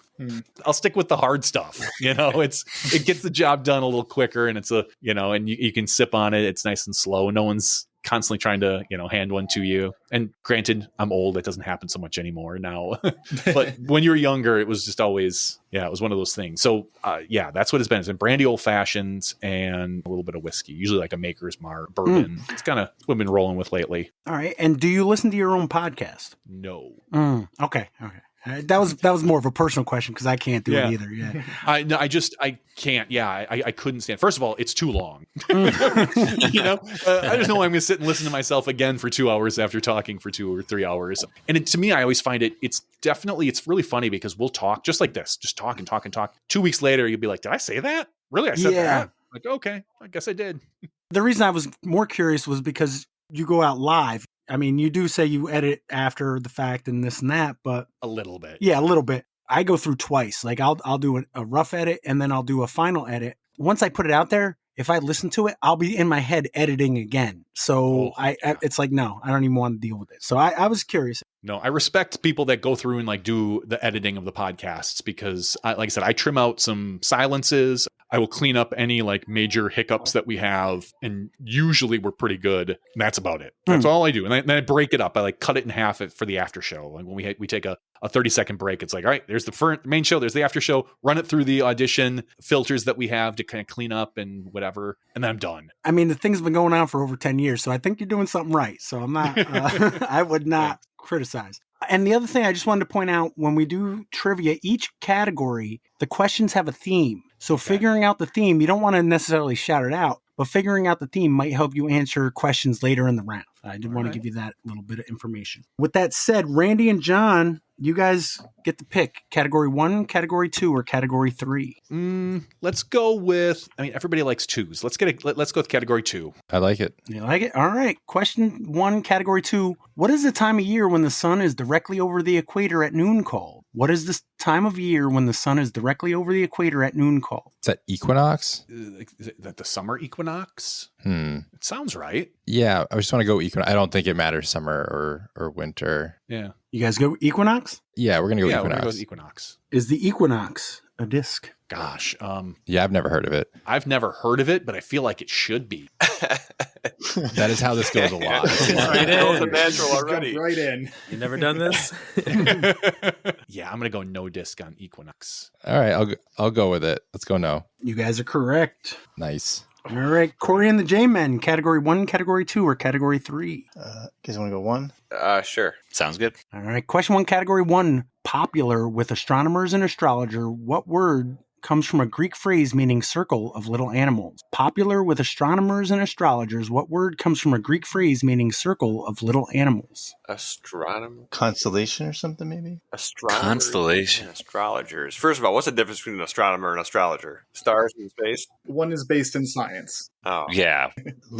Circle of little animals? Is it just constellation? Are we overthinking this? I'm thinking it's not constellation. Could you repeat the question, Pat? Popular with astronomers and astrologers, what word comes from a Greek phrase meaning circle of little animals? It'd be like cluster or something like that. What an odd phrase. Yeah. This is going to be a really simple one. Just so you know, John, if they don't get it right, the next team in line gets to steal. So just think circle of animals, circle of little animals. What would you call that? Never thought to need to describe that. Man, I wish there was a better word for this circle of little animals right in front of me. The only time I feel like that happens in nature is like with ants. They're the only animal. Are they even an animal at that point? Or is that ants the only thing I can think about being in a circle? They just follow each other. I'm trying to think of something like a Greek word that combines it or, would be shared among the two. It wouldn't be like zodiac. Could it be something like galaxy? No, that doesn't make sense. I feel like I like Constellation. I like it the best, but Yeah. I mean, I feel like that they both groups like those things, right? Constellations. They just love their constellations. But like as I heard the question again, I'm like, oh, it's a circle of animals. That doesn't sound like a constellation. I'm saying it'd be like a cluster or some synonym for a grouping of something. yeah, it's the first question. We might be overthinking it. So you want to go constellation? Constellation. You guys good? Mm-hmm. Sure. What do you got, EAP? Ooh. Holy crap, I was on Constellation from the very beginning. I had a different thought from the very beginning. Alex, I really from the get-go thought it was Zodiac because the word zoo makes me think of animals, yeah. and it feels really Greek. And astronomy, astrology, I think it's, and they said it out loud and then they didn't pick it. I really think that's it. I mean, it's certainly an option in that, like, Zodiac, like, zoo connection really pushes it for me. So, yeah, I'm with you on that one. You guys agree? Yeah. Is the Zodiac a disc? Good. That's what I thought it was too. Good. Yeah, that's the other thing is you get to mute your mic and yell at your screen while they debate over potentially wrong answers. Yep. I'd say probably. I don't know if I've ever seen it, but... Yeah, I don't know. I would have said Equinox was a disc, but that's also a different category, so that's not really relevant. I feel like instead of it being like Zodiac would be the company, and then like the discs would be the different animals. But yeah, but I bet the person who started that company saw a disc called the Zodiac, and it was like, oh, I'm just going to make all the constellations. Speaking of murderers, Okay. I don't know. If you made me pick, I'd say yes. But if you don't love it, then that's fine. yeah, I don't really have strong feelings either way. So and this is a steal, so free points. I say we go for it. Say yes. You guys agree? Mm-hmm. I'm sorry, no. Dang. Ooh. Ah, well. All right. Category 1, 2, or 3. Hard question, right? Yep, EAP. What do you got? Oh, and quick shout out, Alex. You have the same initials as my brother Adam, who I believe listens pretty regularly. So shout out AMP. Oh yeah. And you can pick the category. Oh, I get to pick. Yeah. Yes, please. Let's go. It's tough to tell what the categories are off one question each. So let's go 2. Question 2, category 2. According to a 1990 song by D-Light, what can be located in the heart? According to a 1990 song by D-Light, what can be located in the heart? Do you know it, Alex? I'm gonna need you on this one. Okay. I know the answer is groove. Sure. You guys agree? Yes. Yeah, happy with that. Is the groove a disc? Sure is. It's an in of a disc. What year? Sorry, Pat. Ooh. I stole No. your thunder. That's quite all right. If you guys are both in agreement. We agree, yes. Is it a disc, Pat? I'm gonna go with early teens. Let's go 2014. What do you got, Evan? 2017. Oh my goodness. Innova Champion Discs, December 5th, 2008. Oh wow, it's Wow. earlier than I thought. yeah, me too. I was thinking 11. All right, Randy and John, category 1, 2, or 3. You get to pick this time, Randy. Oh, are we doing all 3 categories? Yeah, we're going to try. Nice. Oh hell yeah. I guess let's try 3 then. Question 1, category 3, from the Old English for poor. What term is used to describe a brick-like bar of gold? From the Old English for poor, what term is used to describe a brick-like bar of gold? Carrot. Synonym for poor, like P-O-U-R. Thank you. I was like poor people. I was wondering too, Randy. Thank From the you. Old English for P-O-U-R, what term is used to describe a brick-like bar of gold? All right, so words that are coming to mind are just ingot and like crucible. Those are the only 2 things that are like for pouring metal. I like ingot. Yeah, I don't love these as disc names, but a brick-like bar of gold. Yeah, I don't think there would ever be a disc named the Crucible, but maybe. You guys good? I don't know. I don't feel good. No, I don't feel good at all, but I can't think of anything else. I don't know. Carat, I didn't hate that either, though, but I don't know what carat really means. It's like a unit of measurement. Yeah, it's a measurement, not so much a pour. So Mhm. I don't like that one at all. I guess ingot. Yeah, we'll go with that. You guys agree? Yep. Is the ingot a disc? Ooh, No, I don't like it. No. even too obscure for most. Yeah, Yeah, let's go no. You guys agree? correct. We agree. Flight Forge Discs, March 3rd, 2025. Wow, Especially brand new Brand new. ingot. Huh. I mean, you'd almost build a category around it. I don't know. Corey and the Jaimen, category 1, 2, or 3. You guys feeling any of these? No. one being I'm astronomy fine with whatever. potentially means no. Because I bet you the next question is some mythology question, or you need to know French. I say let's go with 3 again. I'm cool with 3. Question 2, category 3. What British monetary term dates back to around 775 when 240 coins were minted from what weight in silver? What British monetary term dates back to around 775 when 240 coins were minted from what weight in silver? So British unit was a pound before they went to the euro. There is no other. I mean, pound seems almost too obvious, but also Take it. Like 240 coins sounds like a pound to me. that seems like a lot of coins. So, like a pound is like one apple, right? How strong are you? Isn't like an apple? Isn't like a common comparison when you're No, trying to learn measurement? That's a Newton. That's like 2.5 pounds. They have silver. I like pound. I think. Okay, we'll go. I'm fine with pound. That's what I would say You too. guys Let's agree? make sure. Yeah. Yeah. Is the pound a disc? Okay. Well, I really try to make something that was too obvious. That's why 3 doesn't work on a team. Right? one of us always talks the others out. Is the pound a disc? If these are new, I'm gonna say no. I don't think anybody would name a disc a pound after the company Pounders came out.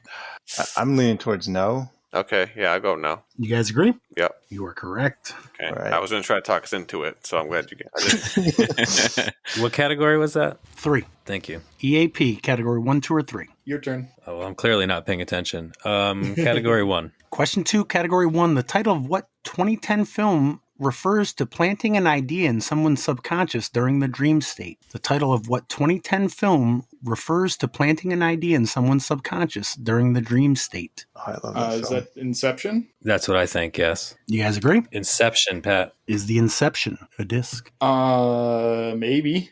Inception. I don't like it, but there are so many discs that I don't like the name of that it easily could be. I mean, the Inception, that could be like the company's first disc or something. I don't know. I don't love it either. I think no. Yeah, I think if we're both leaning no, let's just go no. Okay. You guys agree? Yeah. You are correct. Nice. All right, I got EAP at 5, Randy and John at 3, Corey and the Jaimen at 2. Randy and John, category 1, 2, or 3. 2 questions have been used in each category. Let's go with category 1. All right. All right, question 3, category 1. The title of what 1982 film refers to the huge payout a jury awards to Paul Newman's client in a case of medical malpractice? The title of what 1982 film refers to the huge payout a jury awards to Paul Newman's client in a case of medical malpractice? I'm leaning on you a little bit here. Yeah, I know. I should 82. It's a little bit even before me. God, I think Paul Newman Color Money, but I think that was later. What is it when they award you a giant amount? It's your I know. I'm trying to think. It's not settlement because that would be not the jury doing it. yeah, that's both the other answers in this category. I know. I think they're just movie titles so far. So I don't know. The only thing coming to mind is Lump Sum. That's not. I don't think that's it. No, I've got no idea. Maybe just the settlement. Yeah, let's just go with it. Yeah, I know. It's not right, but that's our answer. The settlement. What do you got, Corey and the J-Men? The title of what 1982 film refers to the huge payout a jury awards to Paul Newman's client in a case of medical malpractice? Is Taylor anywhere by you, Jaimen? She is. The first thing that I thought of was like Payday. I don't know. Payday. I have no idea. I like that. The thing that came to my mind was Verdict. But that's just like that has nothing to do with money. Yeah, what's a settlement called when it's not a settlement and it's just awarded or Damages. Yeah. What did you say before, Jaimen? You said Verdict. Like that's the verdict of the case, but that's not reparations. I guess would be somebody paying something. Yeah, right? I did think of that one too. I like Payday better. I like Payday. I don't know. I feel like I kind of like Verdict better than Payday. I don't like Verdict. Ooh. Yeah. Payday better. I think maybe like Restitution or something, but Payday sounds the best so far. Payday, Restitute. Yeah, I like both of those better than Verdict. I just know that Verdict is a disc, but that it's been used a bunch of times probably. Like Zodiac and Inception are both more recent films. Was there like a recent-ish film called Payday? No, he said it was from the 80s. 82. 82. So before I was born. Yeah. Oh, yeah, okay, Payday. That's what I say. I like it. Payday. Payday? Mm-hmm. What do you got, EAP? Alex, you know what I'm going to say, right? I really hope you're saying the right answer because I don't know. Well, I'm going to say the one that they left behind. I think it's Verdict. I would be Verdict. with you, other than the metagame of I remember Verdict either being an answer or something else. It's either was the answer or was a consideration as an answer within the last 2 years or something like that, which doesn't help much But in my head, I was thinking it probably isn't Verdict because I think I remember that as an answer. But it could be. Only other thing in my favor is that I was born in 1981. So while I didn't see this movie, I can claim to have at least been around. I have definitely not seen this movie. So and I have zero ideas otherwise, so I'm happy going with it. I also feel like I have a history of using answers that Jaimen suggested and then was shot down. So I really just I want it to be Verdict, and that is a disc. I think that's worth it for that value. Then thanks, Alex. Do you guys agree? Let's go for it. Is the verdict? Oh my god! I'm sorry. guys. I'm just happy that I'm right. You can take all my points. The verdict is Dynamic Discs. I don't know the year. Do you guys agree that it's a disc? Yes. Yeah. Dynamic Discs, May 30th, 2013. And I would almost be certain that it was in a question, but I don't think it's definitely not been an answer. I was thinking That's Pat fair. said recently that he was like starting to bring discs back out if it was over a certain, like the episode was a certain time ago or That's something. absolutely true, but this is not See, one I pay of them. attention. This was Okay. in my thing is not being used. But I'm certain I've used the word in a question. And I'm certain that these fools probably guessed Verdict before. I probably forgot. Yeah, I probably remember it being guessed. I don't and, think you're yeah. necessarily wrong, but that was a steal, so you guys gotta. I don't think it's us. I think it's No, it was a double steal. Oh, that was a double steal. So Corey and the J-Men, Oh, did not category say that. 1, 2, or 3. I'm not used to 3 teams, so double steals. Whoa, blowing my mind here. You want to keep going 3? We could do that. Question 3, category 3. When their bars and ingots, gold and silver kept in bulk, go by what general term found in the official name of the Fort Knox Depository? When their bars and ingots, gold and silver kept in bulk, go by what general term found in the official name of the Fort Knox Depository? I don't know about the Fort Knox. But usually that's like called bullion when you have like bulk gold or silver. Bullion, like the cubes. Yeah, I like that, Jason. Yeah, the only other word, I'm not even going to say any other words because Evan can get lost. But yeah, no, I think that. I mean, I'm just spitballing out there. If you got Yeah. The only word I came up with was reserves. So your word seems fancier. Oh, that's a good one too, though. What is it really? Reserve? Yeah. I don't know. I'm thinking of like the strategic oil reserve, I think. Yeah, I like bullion. Not sure it's the answer, but I don't know. I can't think of anything better. I like it better than reserves. You guys all agree? Mm-hmm. Sure. The Fort Knox Bullion Depository. Is the bullion a disc? How do you even spell that? Bullion. Okay. Bullion. Sorry. But you were right, Corey. It is also for soup. Yeah. No. It's a weird disc name. Yeah, I don't like it. Was the ingot a disc? Yeah. Then I'm going to say yes. Usually Yeah. companies put a lot of discs out at the same time, and that was a brand new one, right? Yeah. Yeah. I guess if the ingot was new, then maybe the bullion was new too, to go along with your theme of, I don't know. All right, you guys sold me. Let's go for it. Yep. It's a disc. You guys agree the bullion's a disc? Mm-hmm. Yeah. I'm sorry, no. Oh no. You Sorry. guys got sucker. I like your thought, though. Ken. EAP, category 1, 2, or 3. Your turn. Okay, so I'm going to be 0 help in category 1. Could have some things in category 3, and I haven't quite nailed down what category 2 is yet, so let's go with category 2. Okay. Question 3, category 2. What city on an island, now better known for a type of grizzly bear, was the capital of Russian Alaska? What city on an island, now better known for a type of grizzly bear, was the capital of Russian Alaska? Yogi.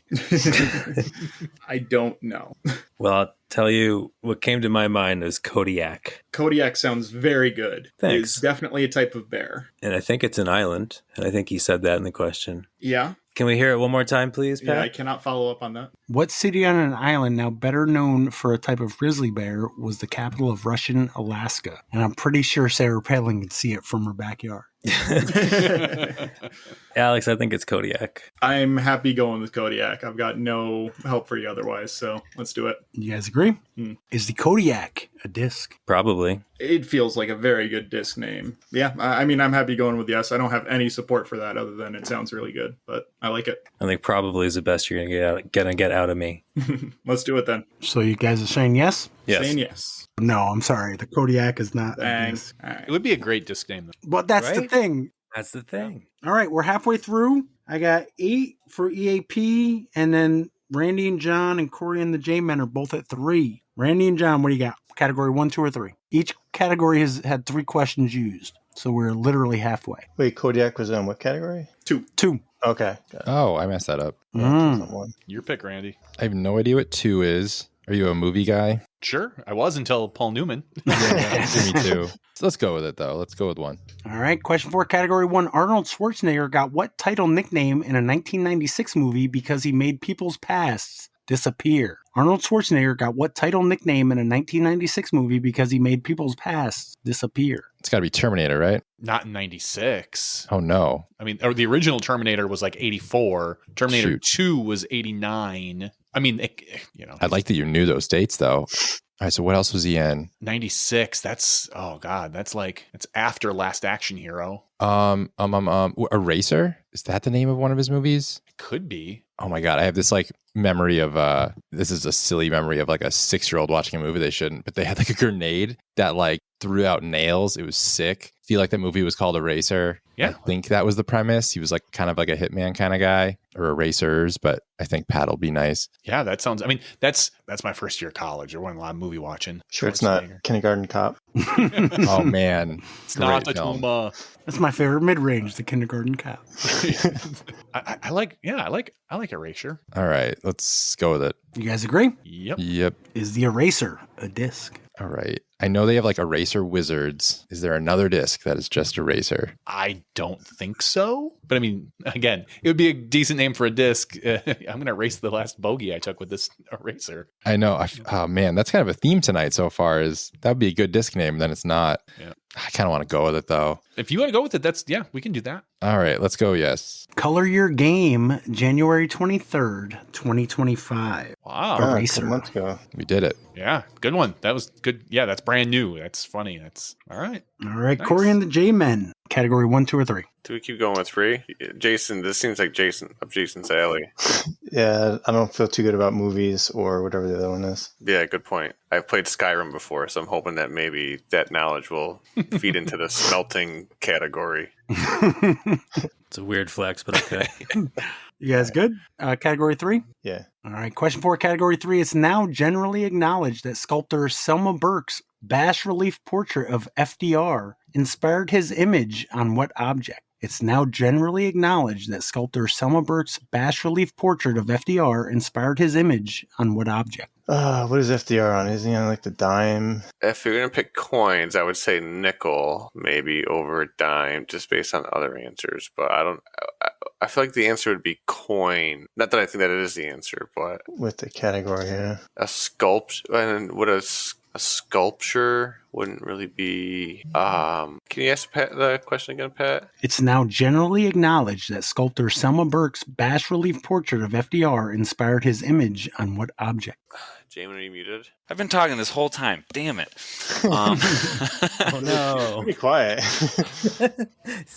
You're I was of the contributing the usual amount. I think it's the dime. That's what I was saying the whole time. I made a FDR State Park joke. I think it's the dime. Yeah, because the image on a dime, it said the portrait of it. So I think that I've got a change jar over there that I don't want to root through because I feel like that's cheating, but I'm pretty sure he's on the dime. That's like Kevin Kroenke Yeah. eating it. Looking for cards. Don't give away all those card suits. That was my favorite part. Okay. Yeah, I'm fine with dime. You guys agree? Yeah. Is the dime a disc? Okay. I mean, It's a good disc it is. name. Yeah, it's throwing There's- dimes. Yeah, that's a good disc name. I've never seen one, but How many of the discs tonight have you seen? the groove and the verdict. And plus, dime is kind of like there's got to be a company that's making like other meme word names, like the Hooligan. Yeats and stuff. A dime's got to be out there. Yeah. I say You guys yes. agree? I like it. Jamin, what year? So it's not 2025. If it's not 2025, I'm going to say 2024. Hooligan Discs, April 29th, 2024. Ooh. I have a dime story. Mike Sancelli was on Team Hooligan last year, and I showed up to Prospect Dubs, and he said, "Check out this new putter called the Dime," and he put it in my hand as I stepped out of the car, and I threw it into 18's basket, and his jaw hit the floor. So shout out Dime.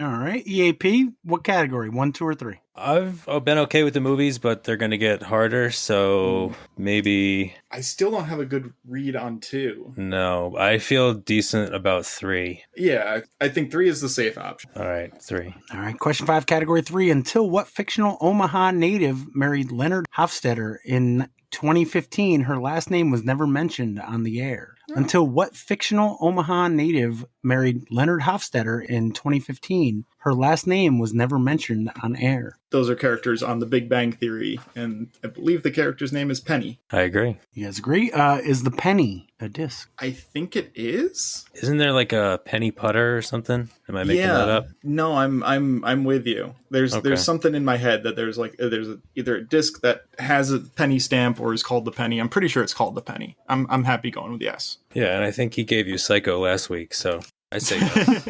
Let's go yes on that one. Lone Star. Lone Star disc, September 29th, 2020. All right. I got EAP at 10, Randy, John, and Corey and the Jaimen at 5. It's a battle. Randy and John, what category? 1, 2, or 3? Let's go with 2. Yeah, suss it out. All right. Yeah, let's try to suss it out a little bit. Because what the two answers have been what? Is it Zodiac and Kodiak? Equinox, Groove, and Kodiak. Yeah. Equinox, Groove, and I Kodiak. have no idea what this category is yet. Me neither. All right. Their team thanks you, Corey. Yeah.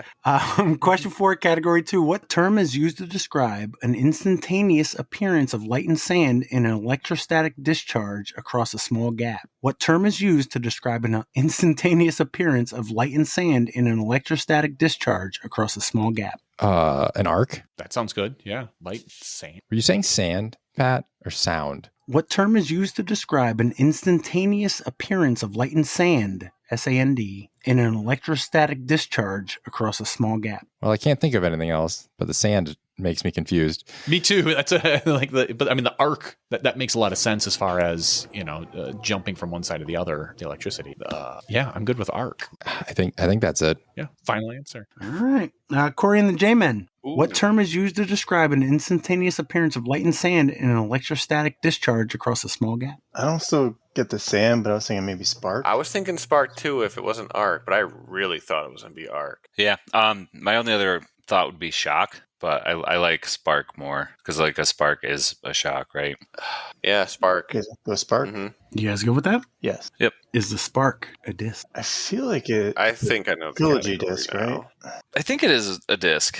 I feel like it's like a really overstable mid-range or a fairway, like kind of like a Firebird, but it didn't work out. I feel like David Feldberg had a spark for a little while there. I like it as a disc name, regardless if David Feldberg threw it or not. I feel like it's when I got like in a mystery box, like when I first started or something. But Yeah, I don't think it was very long lasted. You could say it sparked out. so we're saying yeah. Mm-hmm. Latitude 64, April 29th, 2015. Yeah, so that's right. Year after I started. All right, Corey and the J-Men, category 1, 2, or 3. I vote 2. You like 2? I'm good with it. Oh, I think I might know what the category is. I think I'm getting it. Yeah, but it's probably going to... I don't want to give any hints. That's all good. Mm. You keep your secrets, Jason. Well, do you have an idea or no? Yeah, I think so. Okay, then we're good. Let's go 2. We're totally wrong, though. All right, I would love if you 3 get this one. That's just my personal Oh, God. feeling. We made a mistake. Well, maybe not. Question 5, category 2, able to fix most things known to man. What type of screwdriver is the favorite tool of the sci-fi character, the Doctor? Able to fix most things known to man. What type of screwdriver is the favorite tool of the sci-fi character, the Doctor? I don't know. Yeah. I have no idea. And like, I think... Where's my steel button? Wait your turn. Wait your You don't turn. have one. You just Yeah, sit wait- here and wait wait and your hope you turn. come up with it. Damn it, the nerds know this one. Oh, yeah. Oh, yeah. Corey's going to come up with this somehow. I know. No, this is Yeah. a different kind of nerds. But you know the category. I was hoping the category would just reinforce an answer, not come up with Yeah. one. Right. A screwdriver? Can you ask it one more time? Able to fix most things known to man. What type of screwdriver is the favorite tool of the sci-fi character, the Doctor? So neither of you guys have watched this show either, huh? Yeah. Just so you know, Evan, I've got up to the 4th one. I made it to the 4th Doctor. Oh, nice. I've literally seen like 15 minutes total of this show for as long as it's been on. And all I remember seeing is some R2-D2 looking thing. Yeah, I know what you're talking about. But see, it's not going to get back to me. That's the problem. No, exactly. That's why I said wait your turn, John. Sorry. God damn it. 10 seconds. Hey. I'm just kidding. I'm just kidding. I think the category. I can't even come up with a fake guess or like a Right. bullshit guess. Bolt? What'd you say? The what? Bolt? Yes. Wait, well... Bolt screwdriver? Yeah, I don't know. I'm trying to go with the I category. know. I know where you're coming from. I could mention some other names in the category, and it would be very obviously wrong. Hammerhead. Alex is having a fit with the the hand up button. Damn it. All right, it's just we gotta guess something. Bolt. Yeah. Bolt screwdriver, obviously. Yeah. Are you saying bolt with a B or volt with a V? We're saying Does it Volt. matter? Volt with a V. Jaimen? No, it does not. And now John and Randy, right? I don't think so. Unfortunately, EAP, what do you got? Go ahead, Alex. Sonic screwdriver. Oh, You can tell the team's winning that is behind the threesome here. Yeah, I almost thought about jumping that one, but yeah, I gotta follow the rules. EAP is the Sonic, a disc. Hell yeah, it is. Yes. Innova, right? Yeah. Innova Yep, Champion double G. Discs, vintage class, September 19th, 2007. All right. So your actual question, EAP, category 1, 2, or 3? You pick, Alex. 2 or 3, though. Oh, right. Because I still have no idea what 2 is, so I'm excited to hear that one. Nerd. I do know Yeah, you what probably it wouldn't. is. Oh, do you? I'm 92% sure of what it is. Are you confident enough that you could get the last answer? Heck yeah. Let's do it then. All right. Question 6, category 2. What 1985 Western starred Kevin Kline, Danny Glover, and Kevin Costner? What 1985 Western starred Kevin Kline, Danny Glover, and Kevin Costner? What year was it? I'm sorry. 85. Kevin Kline, Danny Glover, and Costner. Alex, I'm pretty sure the category is models of Chevrolet automobiles. So I don't know the movie. I can't think of a movie with those 3 in it. So the best guess I have is something like Trailblazer, just because it That's fair. seems like a Western, and I'm pretty sure it's a Chevy if that is the category. So that's the best I got for you. Sorry. Hey, no worries. I'm not going to say we have a comfortable lead, but we have a pretty good lead. You're welcome. I'm happy going with Trailblazer. I have nothing to add to this conversation, so. You guys go with Trailblazer? I guess. Randy and John, what 1985 Western starred Kevin Kline, Danny Glover, and Kevin Costner? I don't watch westerns. Yeah, I can like picture this movie, but I don't think I ever actually watched it. It's like just something. Does something. It's just something. It's like The Departed keeps coming into my head, and I know that's not it. But it's Desperado. no. Oh shoot, I don't know now. Was Desperado? Well, I'm gonna just forget everyone's names at this point. I don't think it's Desperado. Yeah, I don't think it is either. Honestly, I just threw that out there. Because you said the Yeah, I guess we go with car names, truck names. Bronco. That's Ford. Ford Bronco. Yeah. Damn you, OJ. Silverado? Is that a Chevy? Yeah, Chevy Silverado. Yeah, 100%. I guess that's all I can think of. Yeah, I like that one. You guys agree?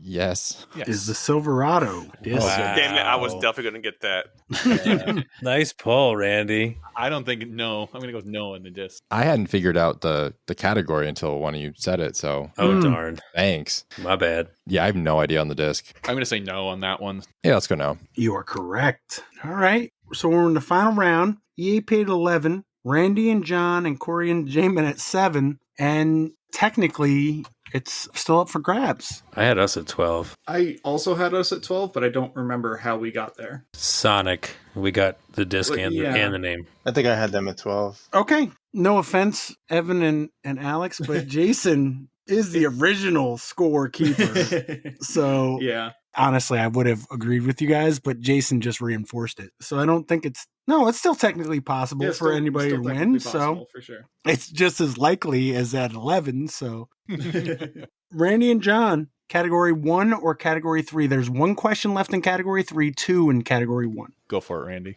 Oh man, the final question, like question 6, can be pretty hard, so I'm thinking we just go to 1. Okay. All right. Question 5, category 1, a 1972 film starring Steve McQueen and Ali McGraw and a 1994 remake starring Alec Baldwin and Kim Basinger are both based on what 1958 novel that revolves around a bank robber who plans an escape with his wife? A 1972 film starring Steve McQueen and Ali McGraw and a 1994 remake starring Alec Baldwin and Kim Basinger are both based on what 1958 novel that revolves around a bank robber who plans an escape with his wife? The only thing I'm thinking of with Steve McQueen is The Great Escape, but that is not a bank robbery movie. That's No. like a No. Okay, good. I mean, it's not a bank robbery movie, but I mean, is it based around I don't think so. What else? Who are those two? Alec Baldwin and Kim Basinger? No, I meant like, I guess they're real people that I'm thinking of. Bonnie and Clyde? Yeah, that's who I was thinking of. I don't think that's it. I don't think. Wait, that would be a weird disc name. The Bonnie or the Clyde? Mm. Great Escape. I mean, you could just do The Escape. Could do Escape, yeah. Did he say Escape in the... No, he said Getaway. Pat, what did you say? Who planned an escape with his wife. Let's go with Getaway then. Let's do Getaway, yeah. Yep. You guys agree? Yes. Is the Getaway a disc? Wow. Yes.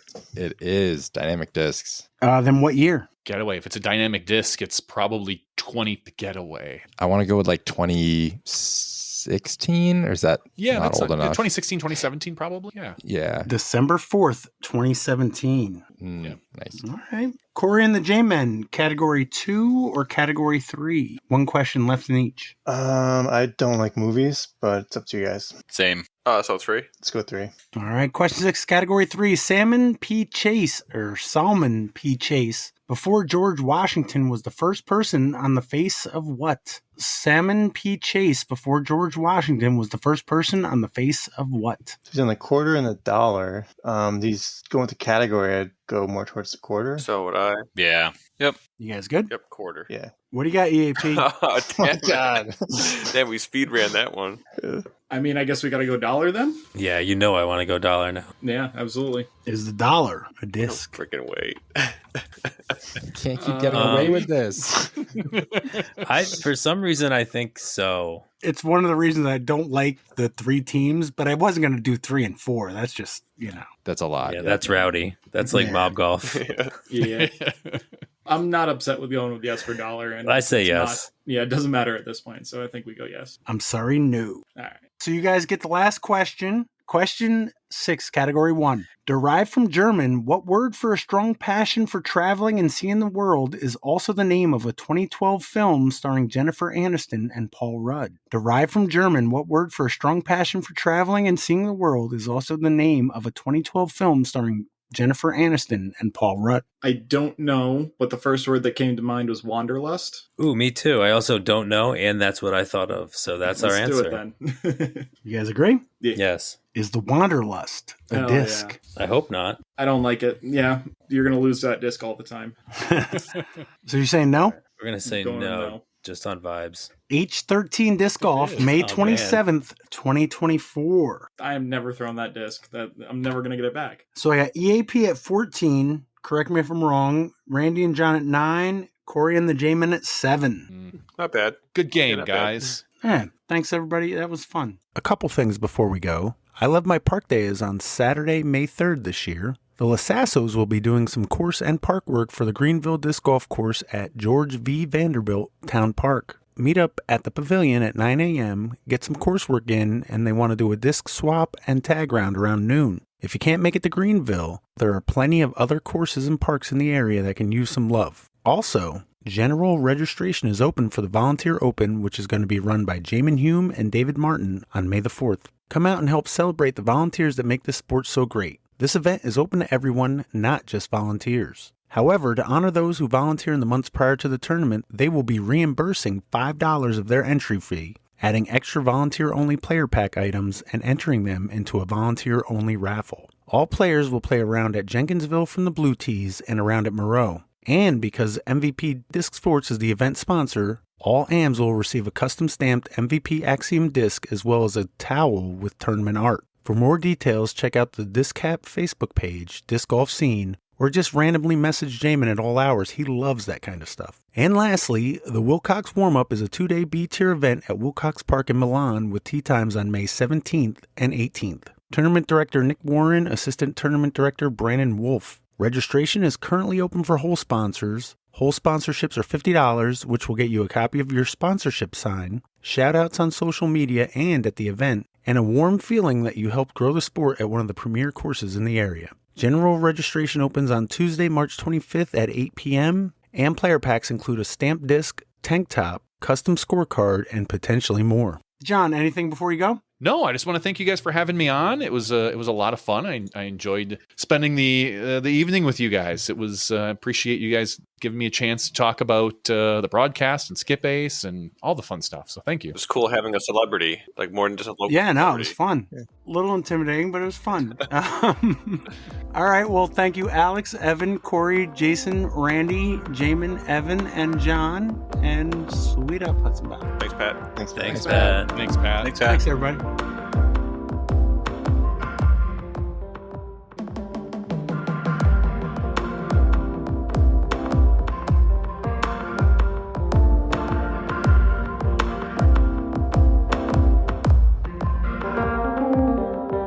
Corey, what's your timer set up for Brewster Ridge? You can't now let me forget. I got 10 minutes, but also I'll forget. Oh, you got a timer starting in like a 10-minute reminder? Yeah. But I have a countdown literally to 7:59. You guys going somewhere tonight? No, the Brewster Ridge Open up at Smuggler's Notch. Yeah. Registration for under 970 MPO and MA1 is today, and there's 3 MPO slots open.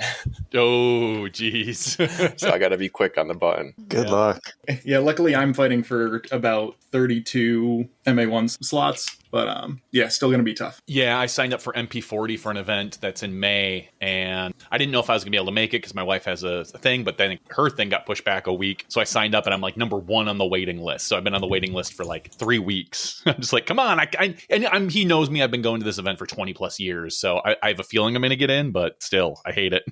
Yeah, that's one of those things. Like, there's always going to be at least one person who drops like the week of, and then you got to mess with all your plans. Yeah. I mean, worst case, you slash their tires and you show up. I know plenty of them. I do it right in front of them. Like, hey guys, I want to play. Mindkill, is that full now? It's gotta be, right? There's 1 FPO spot, so we reserved 4 extra FPO spots, and 3 of them filled. And the wait list on MPO is like 12 deep, I think. Yeah, exciting. 15 FPO so far. Nice. I think Jaimen joined. Well, I was just gonna see if he was Hi, guys. there. Hey, Jaimen, what's going on? I don't know if I'm ever there. Now you're there. I don't know. Cracking that open. No, that one was me. Oh, okay. Are you old enough yet, Alex? Oh, geez, come on. Polar guys. seltzer. Don't make me I feel wish. that old. You know, I generally don't drink during these just because I'm lazy and don't feel like making something. But I picked up some of these key lime pie sours, and they taste pretty dang good. That sounds like more like a summer drink than a gross. It's going to be 70 on Wednesday. Yeah, It's basically summer is a state of mind. It's true. Yeah, I do a big glass of water during our podcast, and then like a medium size, either like a whiskey or what I've been doing lately, brandy old fashioned. I don't know, straight out of a bottle, and it's the one thing I sip on during the show, and then usually a big glass of water. So I don't know how much Jason prepared you. We're very casual. This is going to be edited. Have you listened to Smashbox? Pretty casual. We're good. Okay. That does a good job at editing out any like awkward silence or cringe stuff that just happens. Mostly what I say. To be honest. Is John a little quiet for anybody else, or just me? I can turn me up. I know you could. That's why I felt safe asking. Like, He is just a little bit on the quiet side, but the quality is super good. So I didn't want to like mess with anything because I know Pat can. Is that better right there? That's great. Yes. Yeah. Perfect. Yeah, that's more in line with everybody else. Perfect. Yeah, I usually, you're right. On our system, it's always a little quieter, and then I boost it in our vMix program, and I also keep it quieter so that in case there's background noise, like last week, my daughter was upstairs screaming. Her and my wife were having it out about something, and I could hear it, and I'm like, oh, I hope nobody else can hear this. That's right. We heard Tim's kids screaming, so. No. Yeah. As long as you remember to mute when you're coughing, then you should be in good shape. Yeah. We would never have someone on that coughs the whole time. No. Can you imagine?